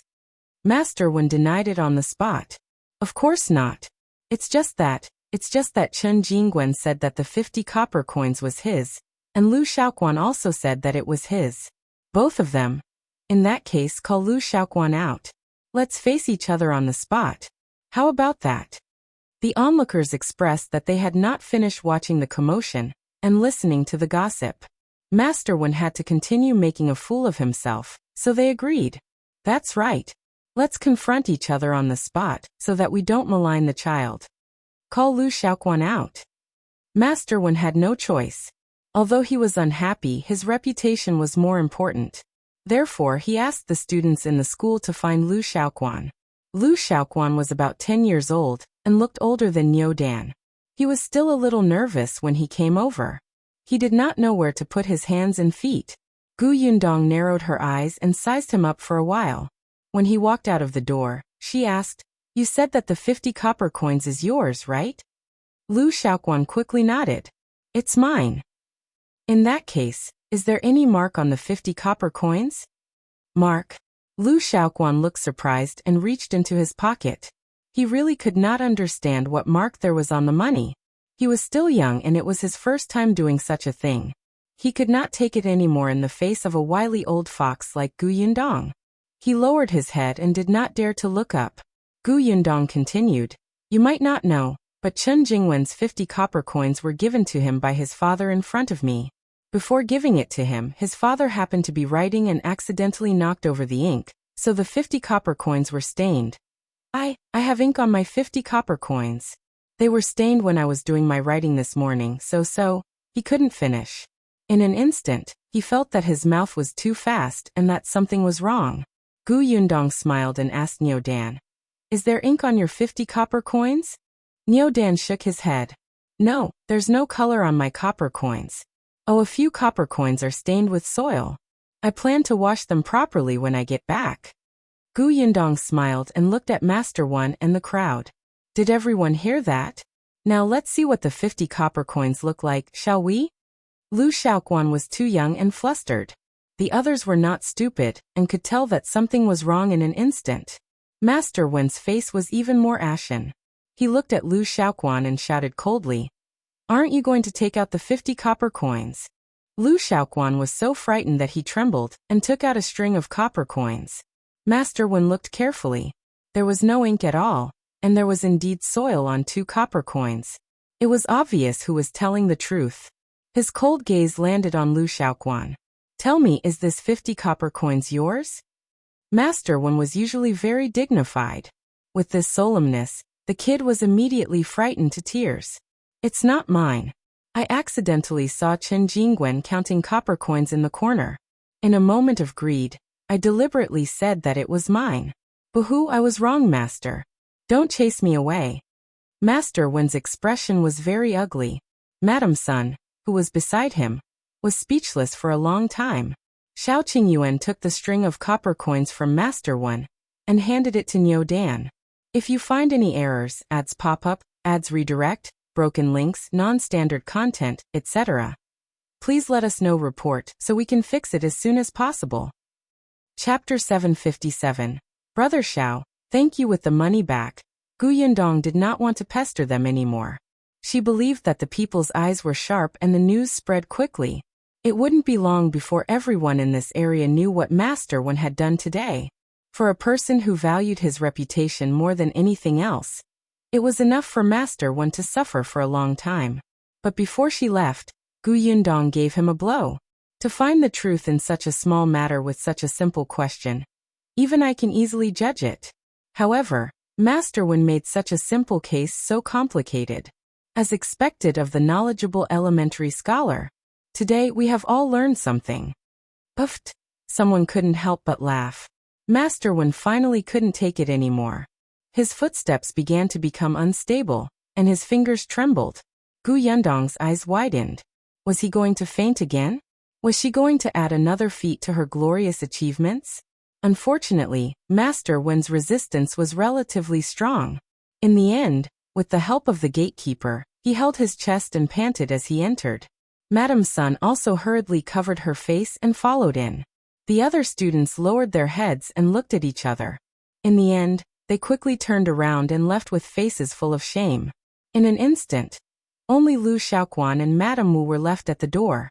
It was the gatekeeper who had returned and pulled the sobbing Liu Xiahui in. Madame Wu stood alone at the door and was pointed at. Yundong glanced at her. She would tell Qinliang everything about the Wu family. As for how they would deal with it, it was up to them. She looked at the aggrieved and resentful Niu Dan and smiled. Let's go. Niu Dan wiped his face and smiled. He took the 50 copper coins and ran to the side to pick up his basket before following Yundong to the carriage. When he got into the carriage and saw the kite and bow inside, his eyes widened. Sister Yundong, did you buy these for Yunshu? Yundong saw that his eyes were filled with envy and desire. Thinking that he had suffered greatly today, she gave him one. This is for you. Niu Dan looked at her in surprise. You're really giving it to me? You don't like it? Yes, I like it. He hugged the kite, and his face returned to its usual cheerful expression. Yundong heaved a sigh of relief. This child's recovery ability was quite strong. Niu Dan held the kite for a while before carefully putting it down. He then looked up at Yundong and pursed his lips. After a while he said, Sister Yundong, thank you. You're welcome. Niu Dan lifted the curtain of the carriage again and said to Shao Qingyuan, who was driving, Shao, brother Shao, thank you. I won't call you a wolf cub anymore. You're better than them. Shao Qingyuan was stunned for a moment. In the past, he wouldn't have cared if Niu Dan thanked him or not. But now, he was still expressionless, but he nodded slightly. After some thought he replied, No need. It's what I should do. Yundong, who was sitting in the carriage, was overjoyed. Then she felt a little sad. In the past, Shao Qingyuan had received malicious intent. Although he had slowly gotten better recently, there were not many people who sincerely respected him. Most of them were just afraid of him. However, she thought that things would definitely get better in the future. Wasn't Niu Dan an example now? At this moment, this little fellow looked at Shao Qingyuan with sparkling eyes filled with admiration.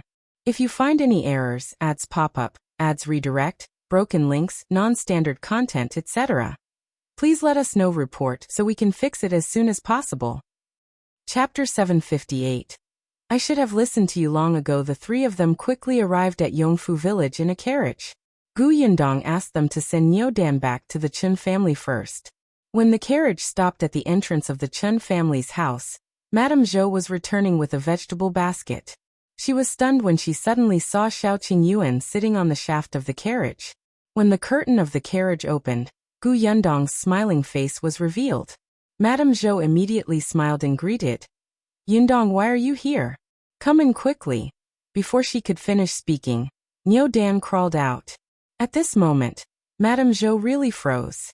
She rubbed her eyes in confusion. In the next moment, she suddenly slapped her leg. Niu Dan, why are you back? Shouldn't you be at school during this hour? When Niu Dan saw his family, the grievance from before surged up again. He immediately ran towards him with tears in his eyes. Grandma, I'm not going to school anymore. Madame Zhou had dropped the basket in her hand. She quickly hugged him and asked, What's wrong? What's wrong? Why are you crying? Who bullied you? Tell Grandma. Grandma will deal with him. As she spoke, she hurriedly shouted inside. Old Chun, come out quickly. Something happened. Before Yundong could say anything, Madame Zhou already had such a huge reaction. If she said anything later, the woman would probably be even angrier. However, on second thought, it made sense. If her Yunxu was chased out of the school like a thief without distinguishing between right and wrong, she would have the urge to tear down that school. Chen Liang came out very quickly. He was a little more rational than Madame Zhou. Although he was also concerned about why Niu Dan had returned without a hitch, when he saw Yundong and Shao Qingyuan, he invited them in first before asking about the situation. The group of people entered the central room. Madame Song, who was working at the back, also heard the sound and ran over. Yundong tried her best to explain the matter in detail in a calm voice. Before she could finish speaking, she saw Madame Zhou and Madame Song begin to wipe their tears. Their hearts ached as they hugged Niu Dan. Even Chen Liang was so angry that his face turned green. His hands were clenched tightly, and he looked like he wanted to rush over and settle the score with that teacher.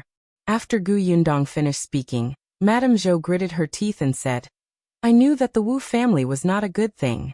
Wu Chong is arrogant and the Wu couple is narrow-minded. It's fine if they fell out with our family, but they actually took revenge on a child. I'm so angry. I'm going to tear her apart. Madame Song hugged Niu Dan and nodded vigorously. I'll go too. Chen Liang took a deep breath. All right, we still have to consider this matter at length. Then he turned around and said to Shao Qingyuan and Yundong, Thank you so much for today. If not for you, our Niu Dan would have been ruined. Yundong sighed. Uncle Chen, don't say that. We're from the same village, and Niu Dan calls me sister. What kind of person would I be if I just stood by and did nothing when something like this happened? After saying that, Yundong suddenly felt that something was amiss. The seniority seemed to be messed up. However, after today's incident, I'm afraid Niu Dan won't be able to go to school.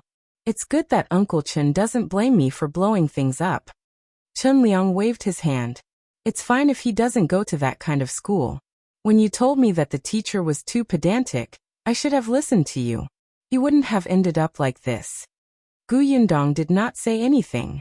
Seeing that this family was filled with righteous indignation and wanted to discuss the follow-up matters, she bade farewell with Shao Qingyuan.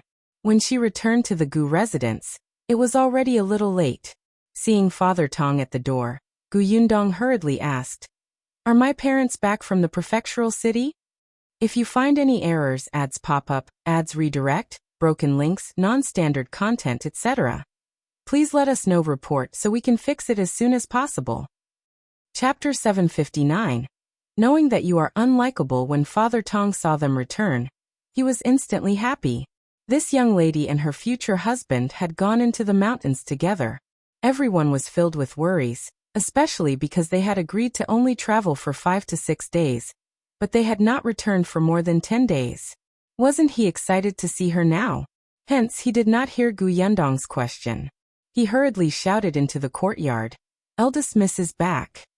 As soon as he finished speaking, 2 figures rushed out one after another. It was Yunxu and Bian Yuanji. The 2 children hugged her and almost cried. Big sister, you're finally back. You don't know how worried we were. Cousin, are you all right? The 2 of them were at home. At this moment, it was time for them to be given the clothes-making vacation. Qin Wensheng's school was on vacation, and so was Tianhai Academy. Only the 1mo hall that she saw today felt that there was no need to give the students the clothes-making vacation, which would waste their time. In any case, the students were from the nearby villages and towns. There was no need for them to go back and put on more clothes to ward off the cold. That was why Yundong saw Niu Dan at the entrance of that school today. She rubbed the two children's heads and said, "Aren't I fine?" Seeing that Yunxiu snorted and her eyes were obviously filled with accusation, she quickly pointed in the direction of the carriage and said, "I brought you a gift. Go take a look." The two of them were stunned. They did not care about being angry with her anymore and ran to the edge of the carriage.